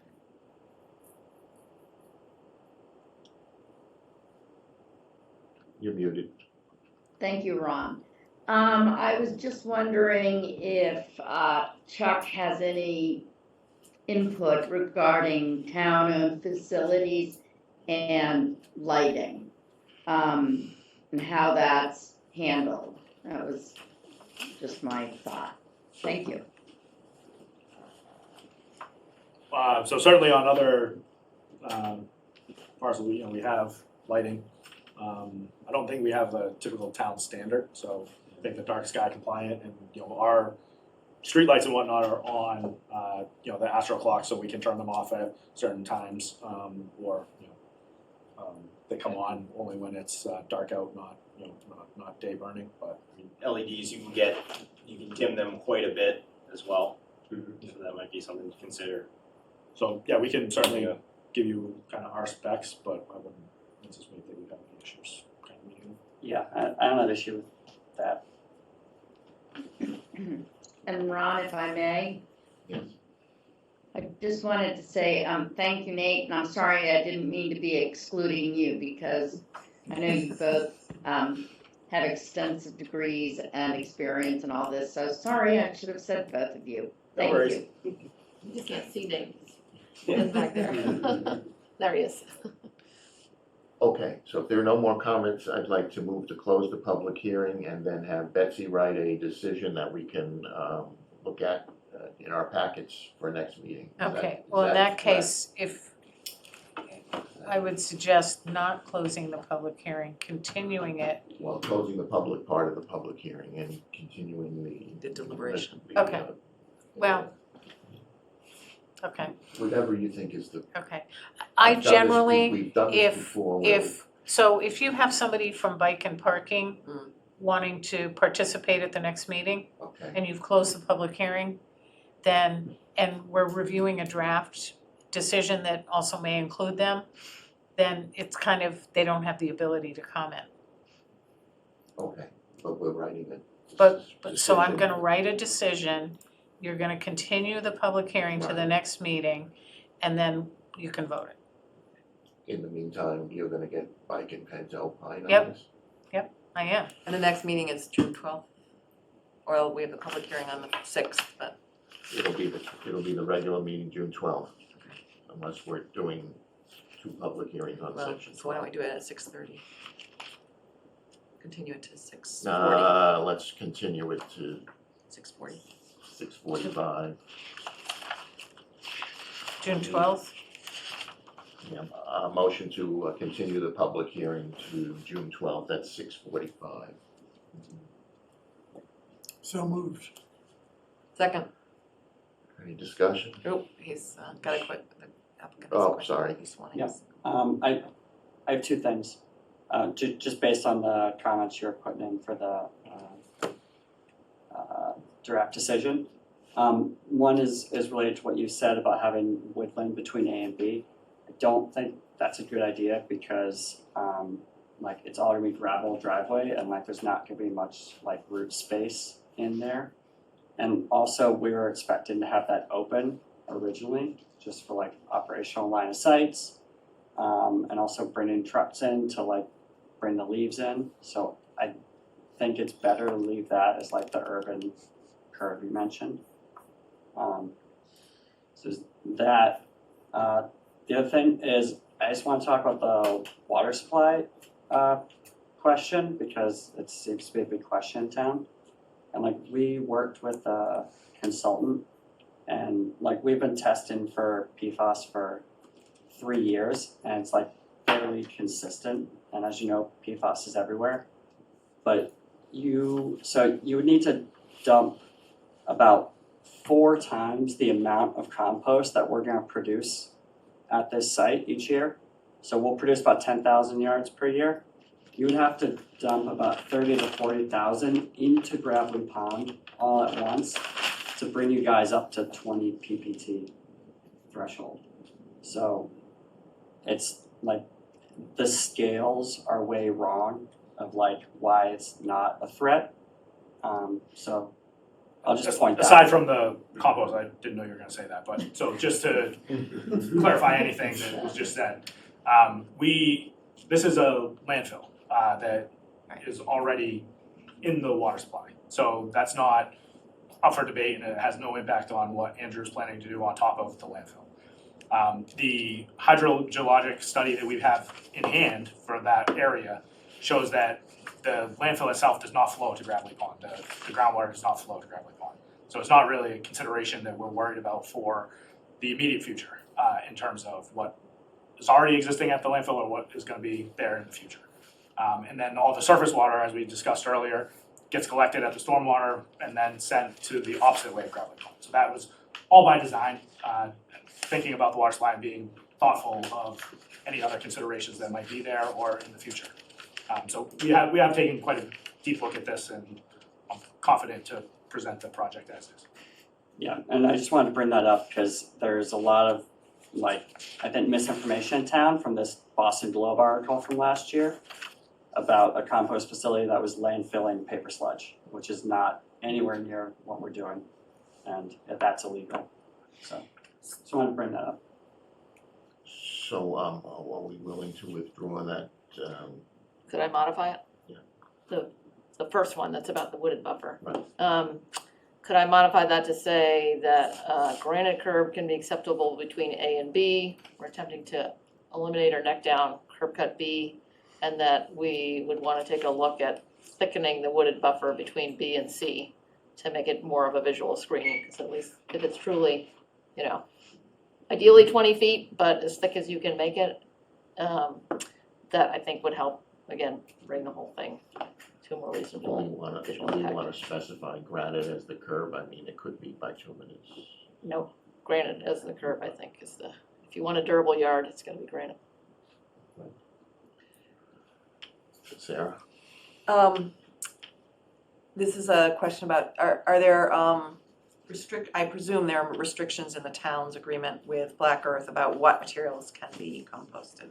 So you're not gonna be doing wastewater sludge or paper sludge or fly ash or something like that. So Correct. therein lies the fact that there's not a PFAS source in your material. So, Just don't bring the paint can up. no. Okay, Okay. great. Okay, so I think, we had a So there was a motion to continue to 6:45 on June 12th. And did that get voted? Not yet. It's been Not voted yet. and Okay, seconded. second? The Any second, further discussion? I think I would like a memo from Paul outlining, as we discussed. A memo from Paul, Orlando? About the applicability of the special Correct. permit. okay. Good luck. So on applicability of, Special permit, the reasons why a special permit wasn't needed. I think it should be part of the decision. Well, it's on public record, and then if we'll follow up with Greg tomorrow, please. You have a motion to move. Move the public hearing to June continue the 12th, public hearing. 6:45. It's been seconded, all those in favor? Okay, Great, thank you see for your you on time. the 12th. For that. Great. Thank you. Well, I don't even know if they have to come in yet. We'll come in. You're So welcome. you'll get a draft decision from me, hopefully a week before the meeting. It's also easy to go up there and look at it, so if you haven't seen it. Yeah, I'm up there, 8 a.m. to 3 p.m. most days, all this week. I don't know, send me a text, just make sure I'm up there, but Just go by. Great, thank you. Thank you. Thank you. So, bye. Check. Thanks, Nate, thank you. Thanks, Nate. um,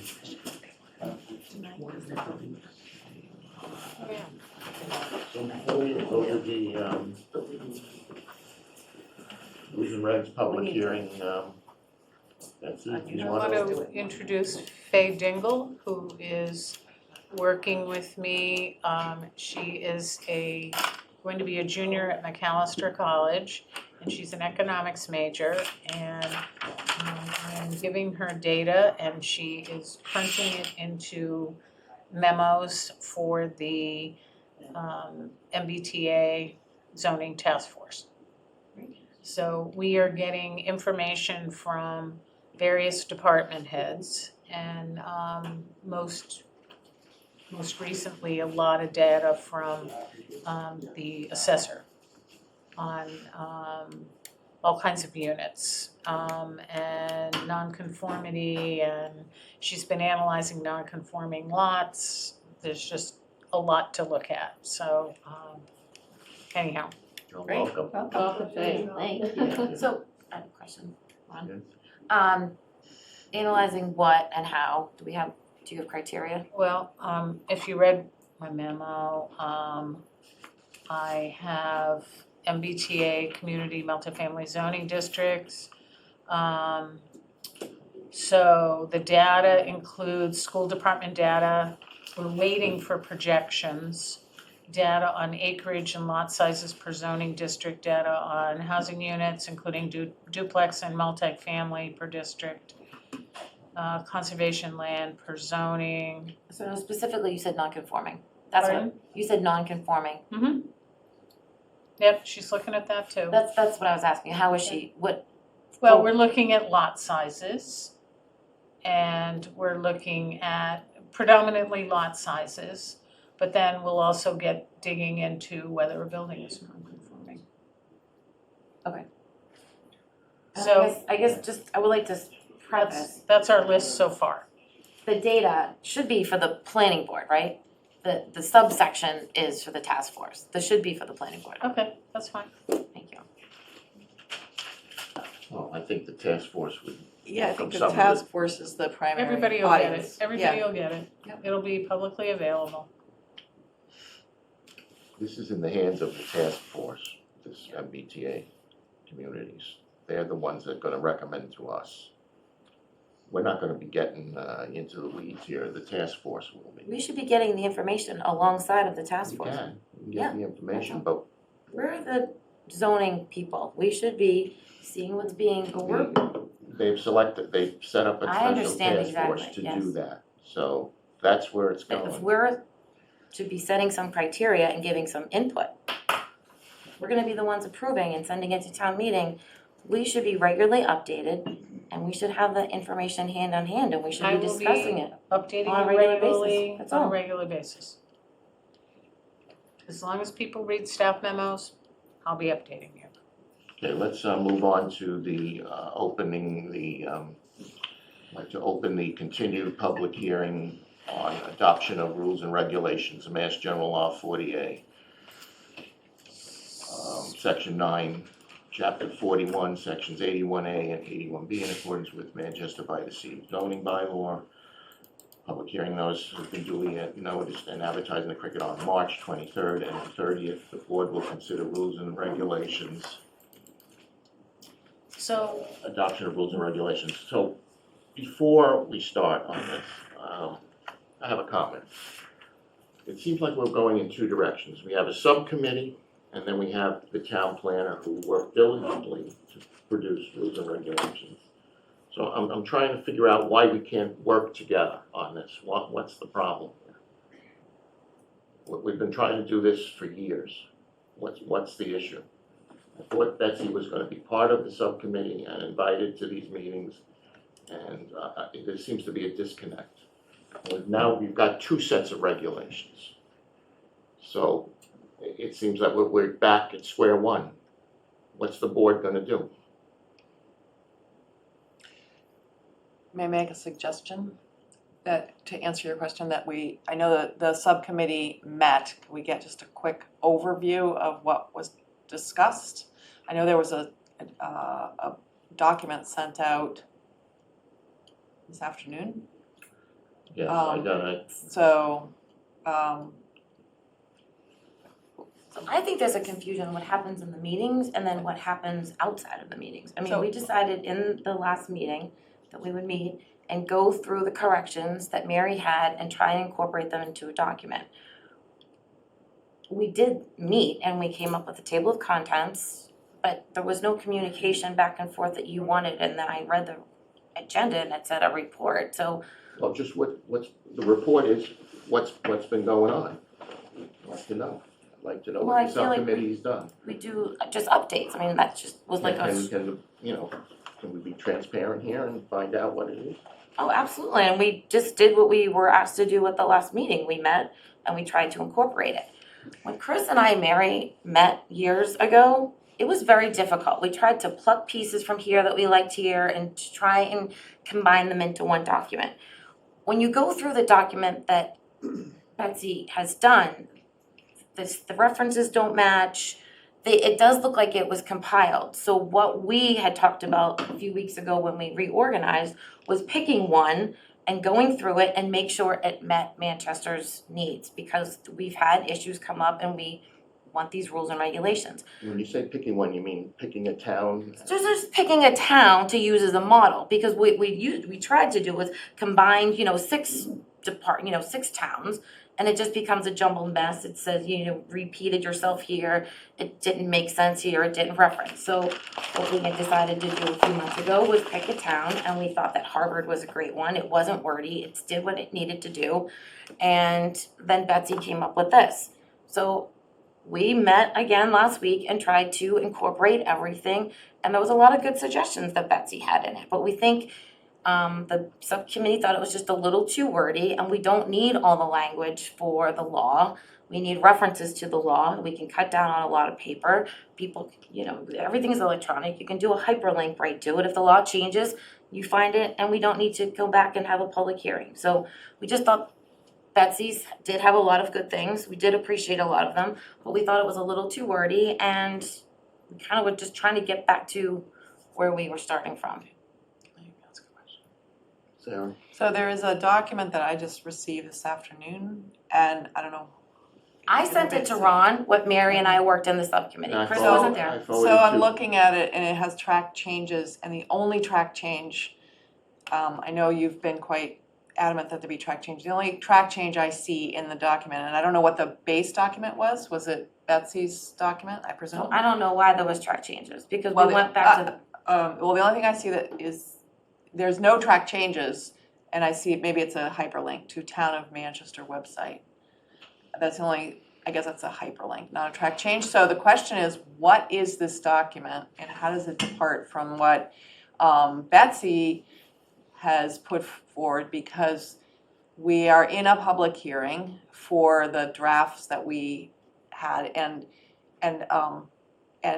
over and over, there's been a request for track changes, and I don't see any document. So what I'm led to believe is that this is an affirmation of Betsy's Article 1. Can we just focus on Article 1, because Betsy's memo, I think, does a good job of suggesting that we should move ahead with Article 1, as we have had talked about it certainly a lot, and we have the not the Mullen rule, the issue of the, what's it called? The taking money for an escrow fund. 4453G. 4453G, that rolls right off the tongue. So specifically, what are the recommendations on Article 1 that the subcommittee has made?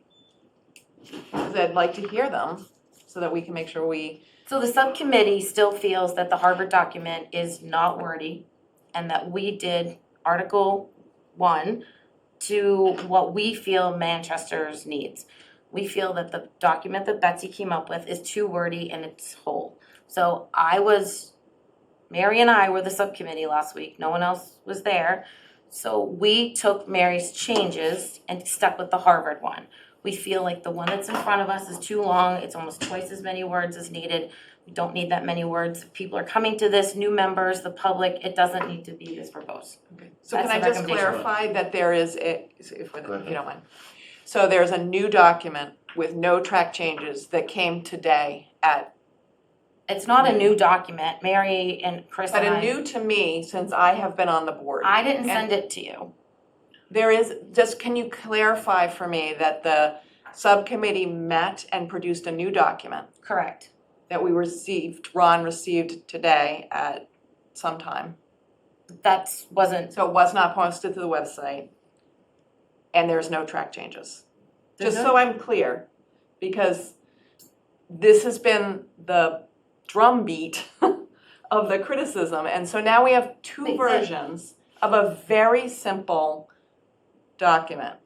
And so it seems to me we need this to move forward, and I have no idea what's in the new one. I have no way to compare it to the one that Betsy has worked on that we've held 3 public meetings for. 4? This is the fourth. And we've had no, except perhaps it's simpler and less wordy, but I can't quite see why we throw out something that someone has worked on and start over. because it's not if you read the whole thing from the sites don't match, there's clerks aren't in there, there's a lot of missteps in the document. There's never been a clerk for this board. There's always actually been a clerk for the board, Betsy.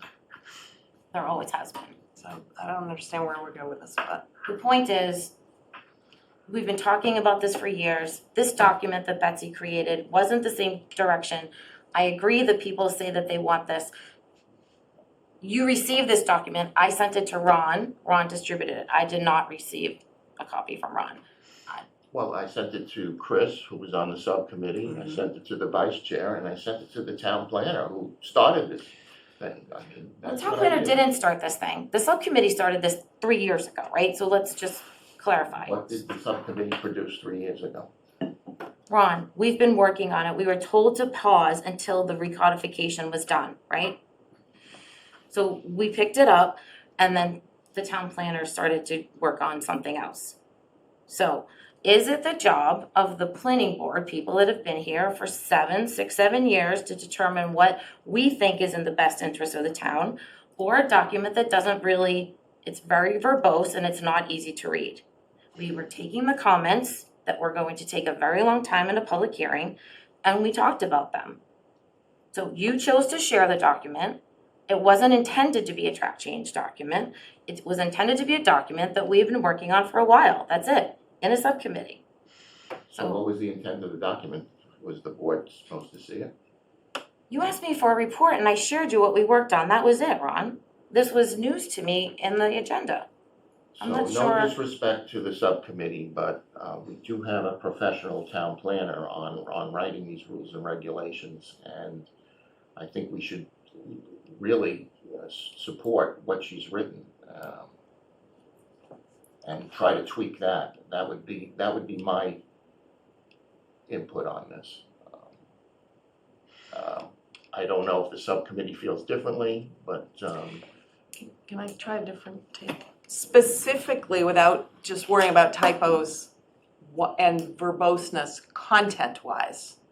Specific content, given that you've thought about this, what are the specific content areas in the document that we have under review for the last 4 public hearings that are erroneous or could be improved? So I think there's a lot of sections that are intertwined. Just in Article 1, sorry. So Article 1, for instance, has town staff. I think that should just be a separate document. town staff, Greg has forwarded an MOU. Chris, you weren't there, so we didn't really even talk about it. So I was waiting to the next subcommittee to talk about the MOU between the select board and the planning board and Greg. So that is one thing. I don't think it should be in the section. If this MOU changes, it should just be a reference document. It should be not in this one section. I believe it should be its own standalone section. I believe you received that, our proposed section, Article 2, not in this particular section. I've just skimmed the fact that it's there. So can you be more, I don't understand you feel that, can I just paraphrase what I'm hearing? You don't think that this section in Article 1 about town staff should be in Article 1? Is that what you're saying? I think that should be in its own section. The clerk is actually a position within Mass General Law. That's needs its section. So MGL says that we need a clerk. So there are some things that just don't add up, and when you review it with detail, they should be corrected. So besides that, what other specific things need adjustment in what Betsy has provided?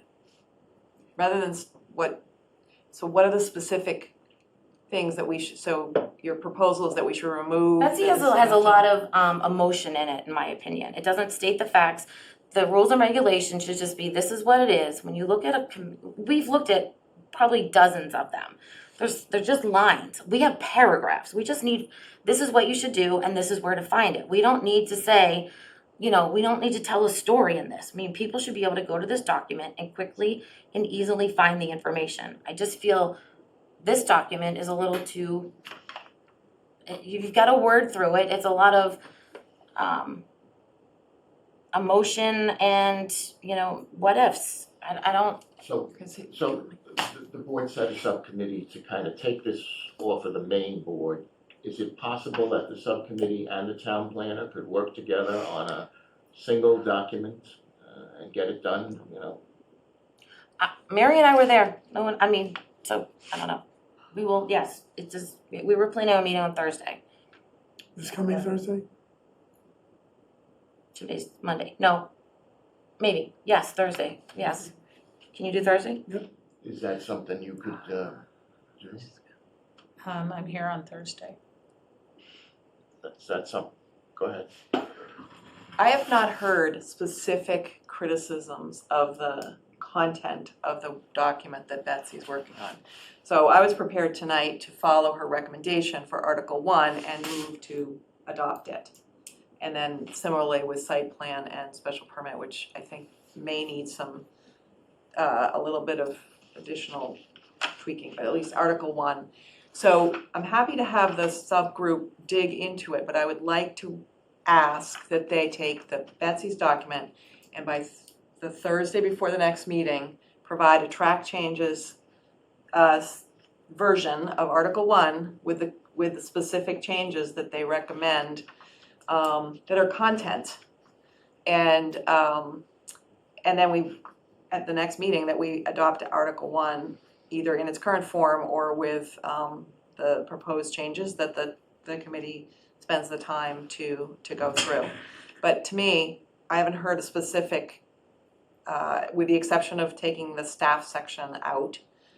That was a specific suggestion. I haven't heard any other specific suggestions, so, and this, it seems like we spent a lot of time on this procedurally. I'm just talking about Article 1 for right now, so.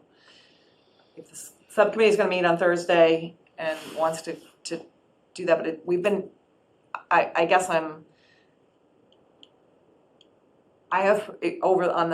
have heard over and over that, well, I'm not gonna talk about the past, I'm gonna talk about how we move forward, and that's my suggestion. So with it, Laura? So if the subcommittee meets to discuss Article 1 after 4 public hearings and comes back with a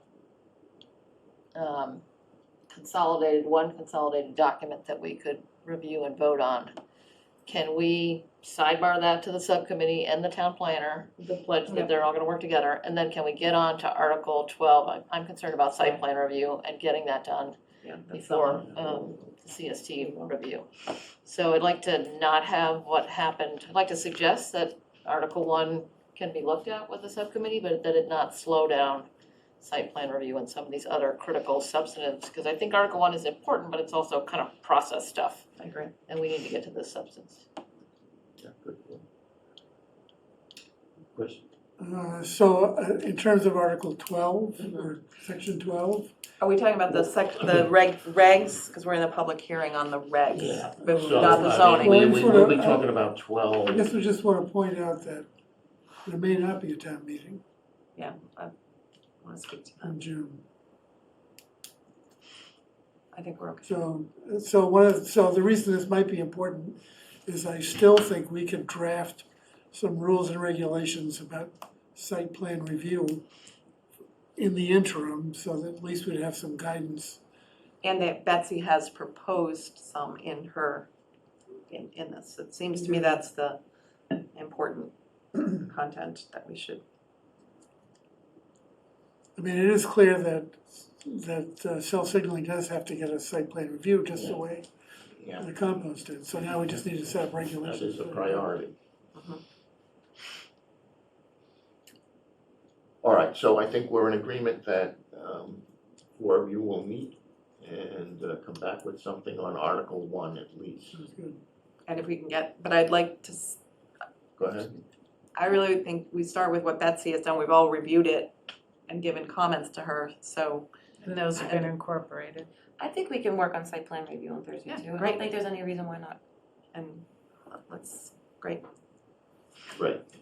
okay. So I I move that we Continue. continue the public hearing till June 6th, No, I think it's the 12th. no, June 12th.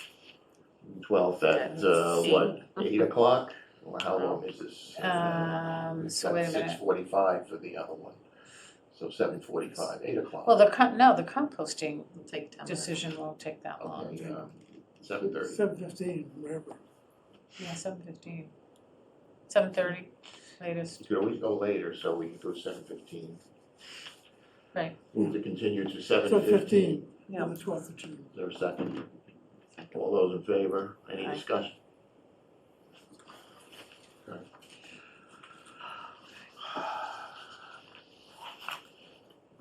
And if we have comments, we can get them to Betsy through, to the committee through Betsy.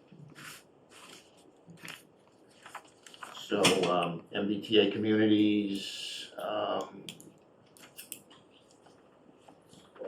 known data points. Mary had a bunch of items that she wanted to bring up, but she's not here. But could we get an update on the task force? Is that starting? Any news? I don't have any news. No news on the task force. I think we need to, maybe Ron, you and I should sit down with Greg and get this thing going. Yeah, with a select board? I mean, I don't was know, maybe. hoping that there could be a meeting, We're way behind on this, so, no, we're not. no? No. We did not No. schedule that with Yeah, Beckman. well. Not, So have we had any correspondence from the state at all? pardon? Have we had any correspondence from the state?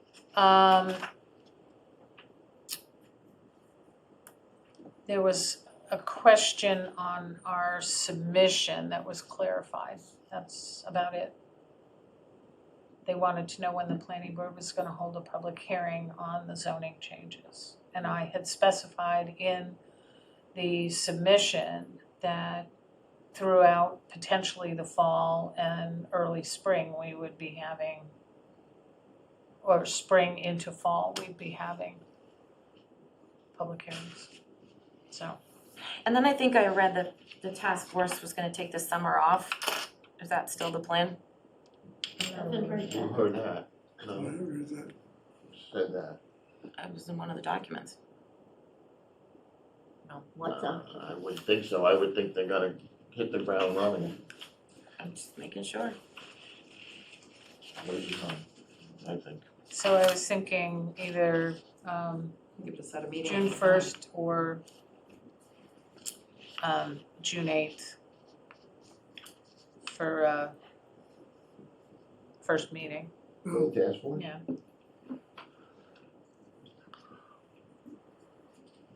Well, I guess you have to, I don't know how you get the information out to the board.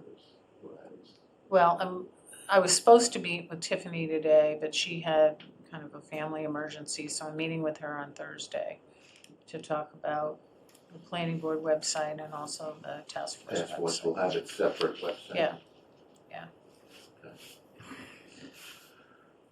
All right, anything else on the 3A?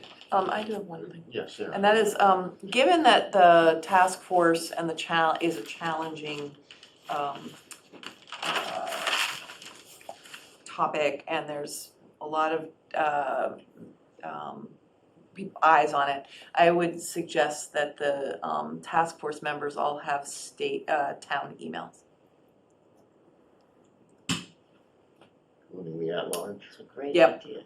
Because having had to do freedom of information requests during the school building project from my personal emails, it's not fun.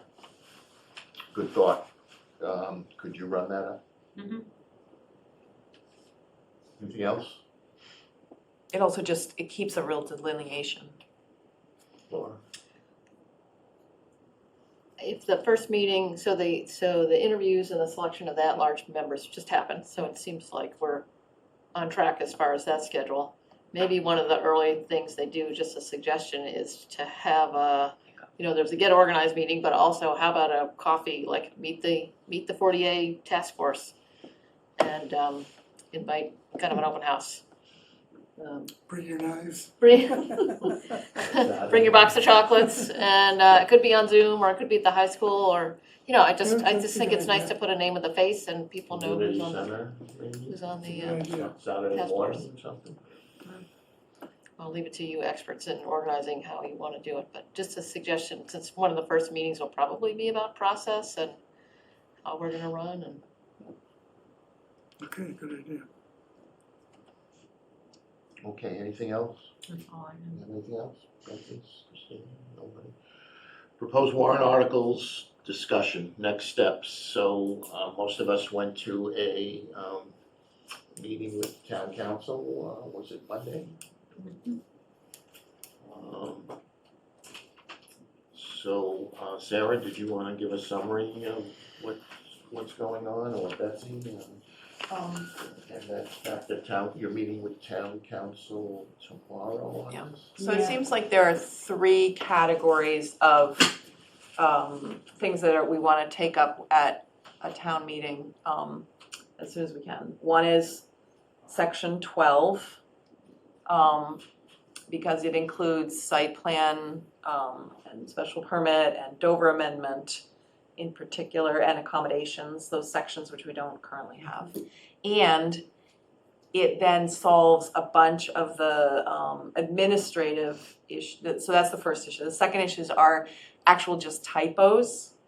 So I went through Betsy's memo and identified a few that I thought were more in the typo category. They didn't make it in, like the cell signaling, section 5 modifications from April of 2022, just never made it into the draft. That's just a typo. That's an example of a typo, what I call a typo. Omissions, These are errors, things that errors and Town meeting approved. town meeting approved and just Never got into voted. the document. So that's the second thing. That doesn't need a town meeting to fix. I thought it did. Wait, But anyway, there are a bunch of those. There's also like section 103.1 instead of 10.3.1. That's a typo. So then there is references, and there are cross-references, and many of those are solved when we've passed section 12, because the sections 1 through 6 that we did pass all anticipated a new section 12. And so when you do that, you solve a bunch of those problems. And then the last category, so I guess there are 4, are things that are legitimately wrongly numbered. So either didn't get changed, or mostly because of the renumbering that we didn't catch. And many of those are in sections 8 through 11, which we simply renumbered but didn't do anything to the body of those sections. So we moved things into, for example, energy, special energy, wind and solar section. Just from one was in section 4 and one's in section 6. We moved those in, and if they had a reference to other sections in the bylaw, we never renumbered that as we did this big renumbering. And so I think those are the kinds of things that need to be addressed. Can I just finish? The other piece that was sort of prompting this, and we did meet with Jonathan from KP Law, who I think understands that collection of things. The other thing is whether or not cell signaling is subject to site plan review in our current bylaw. And we moved site plan review applicability from 6 to 12, but then didn't pass 12. But the table in section 4 of our allowed uses does have a note that all projects in the LCD are subject to site plan review. So I think it seems that we do have applicability for, and furthermore, I think there was an agreement at this subcommittee meeting that we would post a public hearing for June 6th, Tuesday, June 6th, to make sure we met all the deadlines in the event that we have a town meeting at the end of June for the purpose of adopting zoning section 12 and fixing, renumbering cross-reference sections. So I believe that hearing was posted for June 6th. Betsy, things I omitted or other updates from KP Law? Well, I think we also agreed at that meeting that if 12 was gonna be questionable or confusing, then we would consider putting back 6.5, which is site plan review. So that's been posted As the fallback position. as a fallback position. So, and Jonathan Murray and I have been working on dealing with the cross-referencing and the typos, so. And we were asked to give anybody it was Chris, myself, Ron, and Christina and Mary, to give any comments that we had on, to give a list of our changes by last Thursday, if we were in that meeting. So I sent a big list to you. Did you get that? I did send it by email, but I can double check. I'll send it to you again. I sent it to you. There was that horrible thing where I sent you like 3 versions, and I kept saying use this one. Oh, okay, Sorry. 4 versions. Yeah. Yeah. I can give you a hard copy if that's better. Are we gonna remove the alternates thing? That was removed. So- We removed associate members. We haven't voted that. We need to vote them.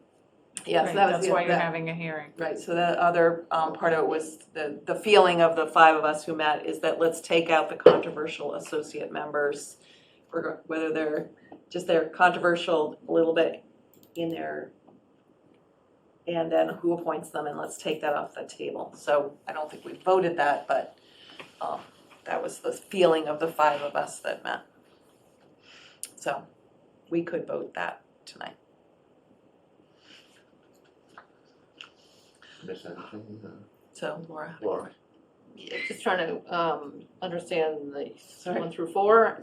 And the last one I think you mentioned was renumbering, Yeah. and that was a different category. Why are not all those things like cross-references, renumberings, all considered typos at some level? Because they don't change the substance, I think. Legal They- counsel we was talked about that, consulted, I beg your pardon, sorry, legal counsel was consulted, and he basically said no. they don't count. The reason being, the reason being, if you have a reference to section 2.2, but the actual reference is 3.2, 2.2 has meaning. And so therefore you're effectively changing the zoning bylaw, even if you're fixing it. Mhm. And so the substance of an article or a warrant article would say on page 12 or in section 6, to change the reference to 2.2 to 3.2. So it would be a very bounded set of changes. Okay, so I'll take the lawyer at their expertise, and if that's the case, and we need to categorize some things as not a typo, and other things as, you know, fixing this or that, is there a way to bundle these for public consumption, so the stuff that we really are trying to get the content out and weighed in on is one thing, and then all the other fix-it stuff is another thing, so that it, and maybe we need a preamble that says, this is all fixing stuff, it's stuff that's numbered wrong, but the ultimate thing is just to clean it up, there are no changes to use, et cetera, et cetera. Yeah. And then here's this other stuff, which we Yeah, want the you two to look at. articles, basically two Yeah, articles. two articles, Yeah. Absolutely. Okay, With the appropriate changes, because they're gonna be different with this So, new site, so yeah. whether 6 goes in or 12 goes in, They're not gonna be. is in which article? That's all right. whichever one passes. When The Chris- fixes Yeah, are gonna yeah, be yeah. different. I better let him know. So Ron, can I ask Bessie a question through you? Go ahead. So we talked about compiling that list and having it available. So we wouldn't have to repeat it, so I didn't see a compiled list. At the last planning board meeting, I gave a compiled list based on what I had. No, but Sarah said that Sarah, she's, yeah, do you wanna share that list? I haven't added hers. I can absolutely we could make copies, or I can put it on SharePoint now that we've discussed it. It's, I used Betsy's, I put 3 categories of things. I took Betsy's memo, each line by line, and went through my assessment of whether it was, correct or not. And then I made a suggested motion for the change, so there's like a renumber this to that. And then I added in the list that I had from Mary's email of November 13th, 2022. And there were only 3 things there. And then I added two things that were from my read as well. So all of the things that I identified were besides the section 12 were solved by adopting section 12 and doing administrative renumbering. I did not find, and I did not address the parking lot things that we have talked about, like removing inclusionary zoning. So there is one, just to clarify, there is one section, and this is gonna be for the attorney to figure out, that we renumbered, and then when we removed it at the town meeting, we removed it using the old numbers. So I don't know whether it's in or out. The simplest thing to do is just delete it again, if it's in. Do we need it? so I was just wondering if Betsy, it seems like you're super busy. So compiling a list, does it make more sense for something for Gail to do? If it's just compiling a I list? think the attorney was gonna do this, right? And they're gonna meet. He has all the lists. Yeah. But we Does talked he have about one having a list? complete list. So I'm just wondering who's gonna give us a complete list? Well, it will come out, won't it come at the public hearing? So the point we talked about at the meeting is getting a Well, week. at the meeting, Mary had talked about, oh, you know, that this and this and this, I but. wasn't finished talking. Excuse me. We had talked about having one complete list, so at an updated basis, so when we would see it, we wouldn't be looking at the same things over and over again. So we have a list from Mary, a list from Sarah, and a list from Betsy. We had talked about at the meeting coming up with one list so we could see them all together. This is my I think opinion. that's your list, isn't it? Well, no, Betsy's gonna put together a list. She's gonna compile it with the But attorney. now I'm not sure who's doing it. Is it Betsy? Is it the attorney? Like, that's Betsy. I think if I may, at the last full board meeting, we asked that KP Law be the point for doing this, and that Betsy would feed her information to him, and it sounds like they're meeting soon, so they will get a list of the I don't Corrections. recall that KP Law was gonna compile the That list. was absolutely in the last meeting. We talked about getting KP Law. There was a motion to have KP Law do it. To change them or to compile the list?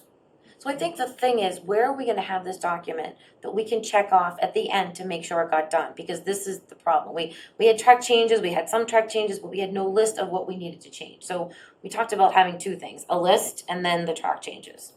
So I guess where's the list and who's doing the list? I'll do it. Okay.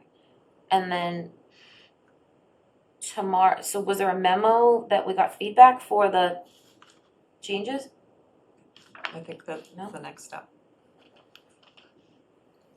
So is that maybe what's coming out of the meeting tomorrow? Are you meeting with them on Zoom or in Mhm. person? What was, so is it here in the building or on Zoom, phone call? It's gonna be a phone call.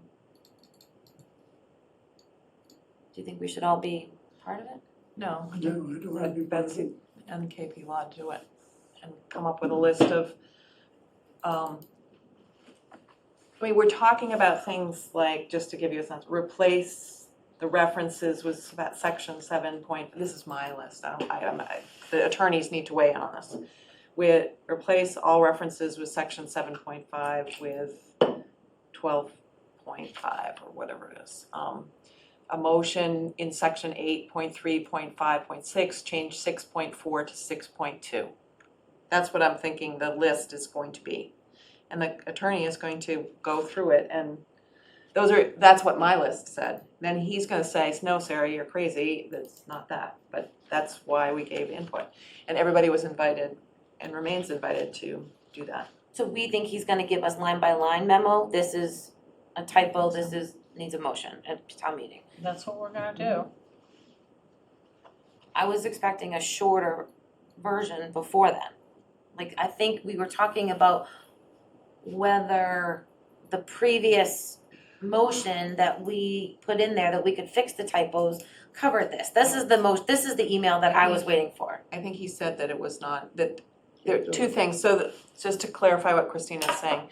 The first, one of the town meetings that we had, we said renumber section 1 to section 2 and any subsections and any references there too. When it went to the Attorney General, the minutes from the town meeting didn't include the subsections and references. So KP Law was going to check to see if that covered us. That's the first thing, and I think his answer is it did not. The second thing is, at least when I went through this, I did not find actually any or more than one case where that was really the problem. So I think it was, at least in my opinion, it wasn't the big solution I thought it was going to be. So. Did he say that at the meeting, or are we still waiting for a memo? Did I No, miss that the came- sheet? I think they subsequently spoke, Betsy and the lawyer. Is that correct? So I just asked if there's a memo, and I was told no, that you were talking tomorrow. I feel like I'm not getting an answer. Like, that's the question that I asked. You know, I think they spoke, and that was the ruling. I think he was gonna get back to us, and he got back to Betsy. I think that's how we left. I feel like this is just not great communication. I feel like if we're trying to all hear the same thing from town council and we ask town council something, town council should write us an email and it should be distributed. I don't feel like this is a great process here at all. Well, I I think mean, we have, I asked a question, Betsy said no, and then we have to keep talking about it, and then all of a sudden there was an answer. So I just don't understand why we ask a question, they answer it, we all get an email. It's not that hard. I mean, we're wasting a lot of time here, in my opinion. Well, we're trying to do it as efficiently as possible. If those two talk and we get the answer, what difference does it make if we all hear that same answer? I mean, I don't get it. I mean, cross references. Asked the question, and they said you didn't have one. I have been part of the meeting, don't wanna be part of the meeting. Would like to get to an efficient way to capture the changes. I still hold that having our counsel is the most efficient way to do that, because they are lawyers, they read through entire legal documents. They have systems and processes and people to check that the documents hold up. And any one of us should be able to ask any question we want, but I don't feel that it moves the process forward, having a kind of, for me, what feels like it would be over documentation for me. I would like the staff to be able to kind of work through their process workflow, ask and answer questions with counsel, and then counsel do what lawyers do, which is produce a document that will stand up and has been checked. And I certainly, as a volunteer, am not the person to do that. I just want to say, we're all competent and qualified volunteers, and this is the cost of doing business, working with our council. And that is what council is for, and so we are providing, all of us, a lot of value to the town. And so I think a modest amount of, the cost of doing business with our general counsel is appropriate in the interest of the town, and moves forward what we're trying to do, which is to clean up our zoning and make it suitable to the modern lives that we're living in. Chris? To Laura's point, council's gonna have to review this before town meeting anyway, so better to have them prepared and then review it rather than have us try to do it and have them change it all because it's not correct. So I think this is exactly how to do it. Well, I agree. Anything that will help take some of the burden off our big workload coming up, so would be helpful. So I'd like to make a motion.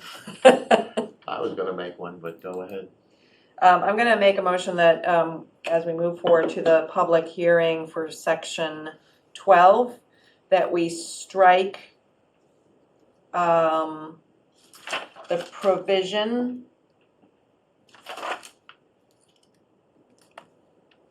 about associate members, which in the, is at the sentence at the end of the proposed 12.3.1, is where I see it right now. Why don't you just say all references? And to all the- references to all references to associate members. I was hoping we didn't have to renumber, that's what I was looking at. I second that. Anybody would like to discuss? I'll say I still think we should have associate members, but I think in the light of moving this, Well, are we Forward. willing to change the? no, I think we should keep it. I think we should, I made the motion. And I so, second it. Any okay. discussion? Can I Laura. just ask, because I'm not part of these meetings, don't need to be, the purpose of removing an associate member, which I don't understand what the controversy is about that, but it's something that we need to It's because have a public hearing about, or what? there was a kerfuffle over who votes them in. Was it a joint decision of the planning board? Was it a decision of the planning board or a joint decision of the select board and the planning board? We're trying to get around a disagreement with the board of selectmen. And the other piece is that I do think that section 12 is really important that we pass in its entirety for a bunch of reasons. And I do think that the public comment we heard, there were some people who felt that associate members was us abdicating or relinquishing our responsibilities, regardless of how they're appointed. I don't think that's the case. I think it can be explained, but I don't want to risk section 12, which I think is really important, for something that is new to the town and could be a sticking point for adopting section 12. So I think, to me, it's twofold. It's the how's it appointed controversy, but the fundamental just doesn't seem to me to be worth we can amend it later, Yeah. which we will. May I just respond to that briefly? So I can get behind the reason why we're doing this to move forward, but I will say that I hope we don't parse out every good thing we try to do and, strike things because Yeah, I agree. I don't think that's in the service of a strong regulation, and ultimately, I hope that we can collaborate between boards and have a discussion with the select board and then vote on it and have the vote stand, and then we're done. And, this is one small thing, and we have so many more things we need to accomplish. So I'll get behind this tonight, but I think we don't need to belabor things so much. Let's talk about it, negotiate, collaborate, just vote and move on. That would be my suggestion. Any further discussion on the motion? So I was just looking through the folders. Do we have something that for section 12 explained? It's tight time frame. What are we gonna put out to the public? I was looking for the communication that we used before. There's communication, I'll send it. Okay, I was looking for it real quick, I couldn't find it. So on the motion, all those in favor of removing? All those against? What's up with this hand stuff today? 6-0. Gail? Can Anything I, else to, on, to Christina's point, can we authorize one person to write a short paragraph for tomorrow's cricket that says that we voted, we plan to have a public hearing on June 6th to, reintroduce the administrative section and to have, to do some administrative, renumbering. That, a very short, I'll be happy to write it, but I don't think it has time for lots of review, if people are okay with that. I can run it by Betsy. Well, you don't work tomorrow, so I'm trying to keep it so you don't have to work tomorrow. So I'll be happy to do that. Except for Jonathan, I don't work tomorrow. Yeah. So if people are okay with that? Yeah. regarding the public hearing, Sarah won't be here, so I was hoping that maybe Chris could take the lead at the public hearing on Tuesday, with help from Betsy.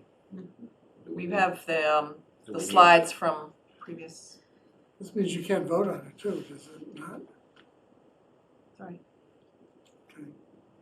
I can't vote on it if I attend if I watch the tape, I can. Well, we'll give you We're not voting dispensation. on the 6th, are we? No. Just You might want to continue the meeting to the 12th. to the 12th. Yeah. Another continuance. Yeah. Everything's on the 12th. Okay, it's okay, it'll be okay. Okay, So nothing on the 6th? Yeah, it is on the 6th. It it is on the It 6th. is on the but 6th, we're but then- But the 6th may get continued to the Continued. 12th. Okay. Shouldn't be that big a deal. Just a quick thing on the floodplain, just for everyone's information. Betsy, you So- wanna give us an update? Excellent. In the, Let's say bylaw. there was a draft floodplain bylaw in your SharePoint. I also did have a discussion with the person from USGS about the maps. And the maps, we have preliminary floodplain maps right now. They will not be finalized until December or January, which means we can't adopt at fall town meeting, but it would be spring 2024. We adopt, yeah, I was confused about that. We adopt them at Springtown meeting and could we adopt the model bylaw then too? Well, the plans would be incorporated into the bylaw, But there was a model bylaw in your memo. right? Which has already been tweaked a little bit, so. Interesting. So I guess we had talked about at the last meeting that you were gonna come up because you thought this adoption of the floodplain was gonna take a lot of time. I guess that's what I'm still unclear about. Like when we have to start this, when this process that they have to review. Yeah, I talked to Betsy today, she said she started. Yeah. We're not gonna Yeah, wait. so She's I've gonna started drafting using the model bylaw that Bobrowski had as a base. Okay, but that's not my point. My question is, you said you're gonna get us a timeline. Like when, you said it was gonna take a really long time. I just want high level. We have to have 2 public hearings, we have to, it's gonna take this long at the state for review, like, that's what I'm looking for. Like, I don't understand how long this is gonna take. That's what I think we were looking for. And the other thing about this model bylaw, I thought you and Mary were gonna work on it. And then there's an updated one. I don't know why we weren't using the state one, the That is version the 2. state one. This isn't version 2 from the state. I think the most up-to-date one is 2020 version 2. Maybe with Bobrowski, maybe this came out after I'll check it. he left us. Is it possible that the state will have a version 3 before we go too far? We'll just keep an eye on it, yeah. I mean, what do we be one version behind? Anything else on the floodplain bylaw? Planning board priorities, I think we've kind of talked about them, Christina, anything else? you asked for priorities, I said priorities, put that on. I think we kind of talked about them. I mean, are we as a group gonna talk about what we expect out of the task force? I mean, I think that's a big deal. If they're gonna meet in a week or so, what are we looking for them to come back to us with? So, I think there was a memo from the town yeah, I have administrator the town- in I February. do, I think it was very high level. I mean, it was like a few bullet points, right? So, I mean, makes a recommendation, have authority to make final, and the two boards may select. Do you have a No, this is- specific this is- addition, can I ask? a question? Yes, go ahead. Do you have a specific addition or subtraction from the February memo? I mean, we have never discussed it. Actually, we have. I think you may not have been here, but we did have it. Greg came and we discussed it with Select board. select board. So I guess that's, what are the specific, so what are the, how do we move forward? What is the specific additions or omissions that we should consider? Well, I think there should be check-ins. I mean, I think I mean, we don't really have a schedule, a plan, hearings, check-ins. I mean, that's, We have two people that'll give us updates and check-ins, and I think once they get going, I think I'm gonna expect That's that we it too. get Yeah. updates from you guys. What's going on, where the direction, and then take some input from us to bring forward to the task force. I think that's kind of a plan. so everyone here is just okay with the memo as is. I think for the moment, yeah. Sorry, ma'am. I'm okay with the memo, and the conversation that we had. I think that once the task force gets going, they'll develop a work plan. And then, Chris and Susan can bring us a work plan and say, this is what we're doing, and, ultimately, you'll also develop some communication tools and a number of public outreach. I mean, public outreach is certainly gonna be an important facet of this. So I would expect more detail once the task force gets going and develops a work plan.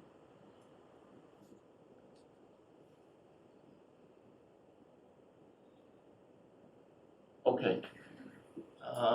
Liaison committee, task force, working group updates, coastal zone management, any action? Action, no, we did have, there was a meeting of the steering committee in early May, and then a public, I think it was a public hearing, a public meeting of the, same information presented by the consultant team. Greg Fetterspiel was there and the members of the steering committee.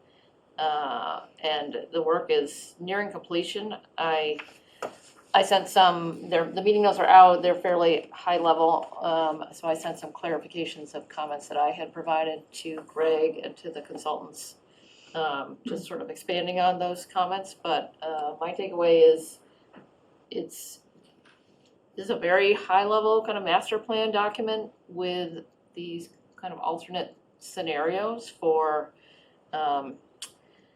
short-term, midterm, long-term strategies about how to respond to climate change. And the short-term one is common sense, fairly low level of investment. Makes sense, move up your generators or, ways to harden the facility. I think Chuck was talking about that tonight, the water treatment plant. The kind of common sense stuff that's not terribly disruptive or invasive, not terribly expensive. But then you get into the mid and long-term scenarios, and those are much more capital intensive. Those are midterms sometimes require sort of temporary deployments, more staffing, and so I think there's analysis to be done of the midterm and long-term, so you don't necessarily go stepwise, short, medium, long-term.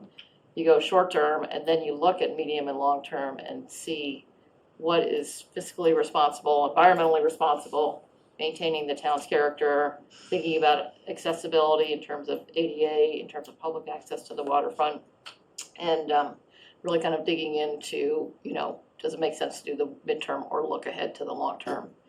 And there's gonna be a lot of prioritizing that has to happen. I think there's gonna be a lot of communication that needs to happen, but one key communication, which I mentioned to Greg in my email, was that I think it's helpful for people to know maybe that in order to be eligible for these grants, and there is a lot of potential money out there now with infrastructure funding and so forth, we have to have this road plan as a town. So by having the road plan, it doesn't mean that we've selected some strategies and ruled others out. I think there's gonna be all kinds of other criteria that are need to be overlaid on it, like public access and so forth, but we're doing the right thing as a town, I think, by making this roadmap, setting ourselves up to be eligible for grants, and then there's gonna be, you know, each one of these sort of bigger moves is gonna require further study. And the last thing I'll say is a lot of this deals with town-owned land, municipal land, and so looking at the long term, I think there's actually a lot of opportunity there to do some big things that make us more climate resilient and also make a more livable and sustainable town too, just a better place to be in the long run, because we can, you know, there's certainly areas of private land, but a lot of this is dealing with municipal land. And so as we're thinking about the facility plan update and other of these, you know, kind of long-term needs, I definitely think layering in the climate resiliency and sort of what do we want to be as a Manchester that provides, that preserves water quality, provides public access to the waterfront, does other additional benefits, you know, while we're protecting ourselves against climate. I think they're doing good work, and everyone should check it out and take a look at it. Thank you. Harbor management plan, anything? The Harbor Management Group has met twice. The next meeting is going to be, we're waiting to hear from a potential consultant, Urban Harbors, out of UMass Boston, who is going to come and talk to us about what services they provide to do a harbor management plan. It seems to me that it's an inventory, an assessment of the various state of things and conditions, from shellfish to climate issues. So there's all these things could have come together, right? The task force, the flood plan, the climate, the harbor management plan. We're still trying to figure out a little bit, do we have all of the interests represented?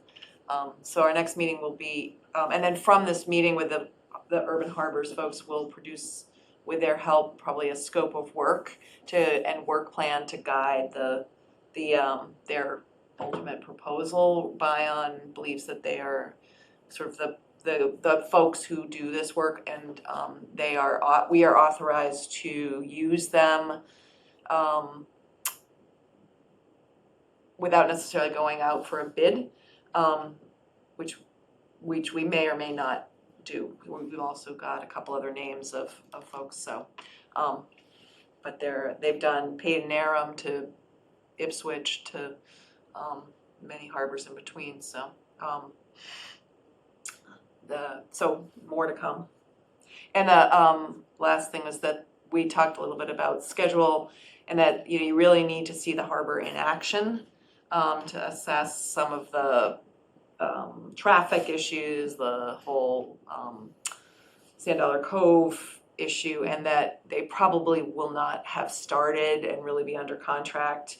So we did talk about that, whether we should rush to get them on board, because you really have to see Sand Dollar Cove to believe it. We could film it for them. I know, it's still not the same.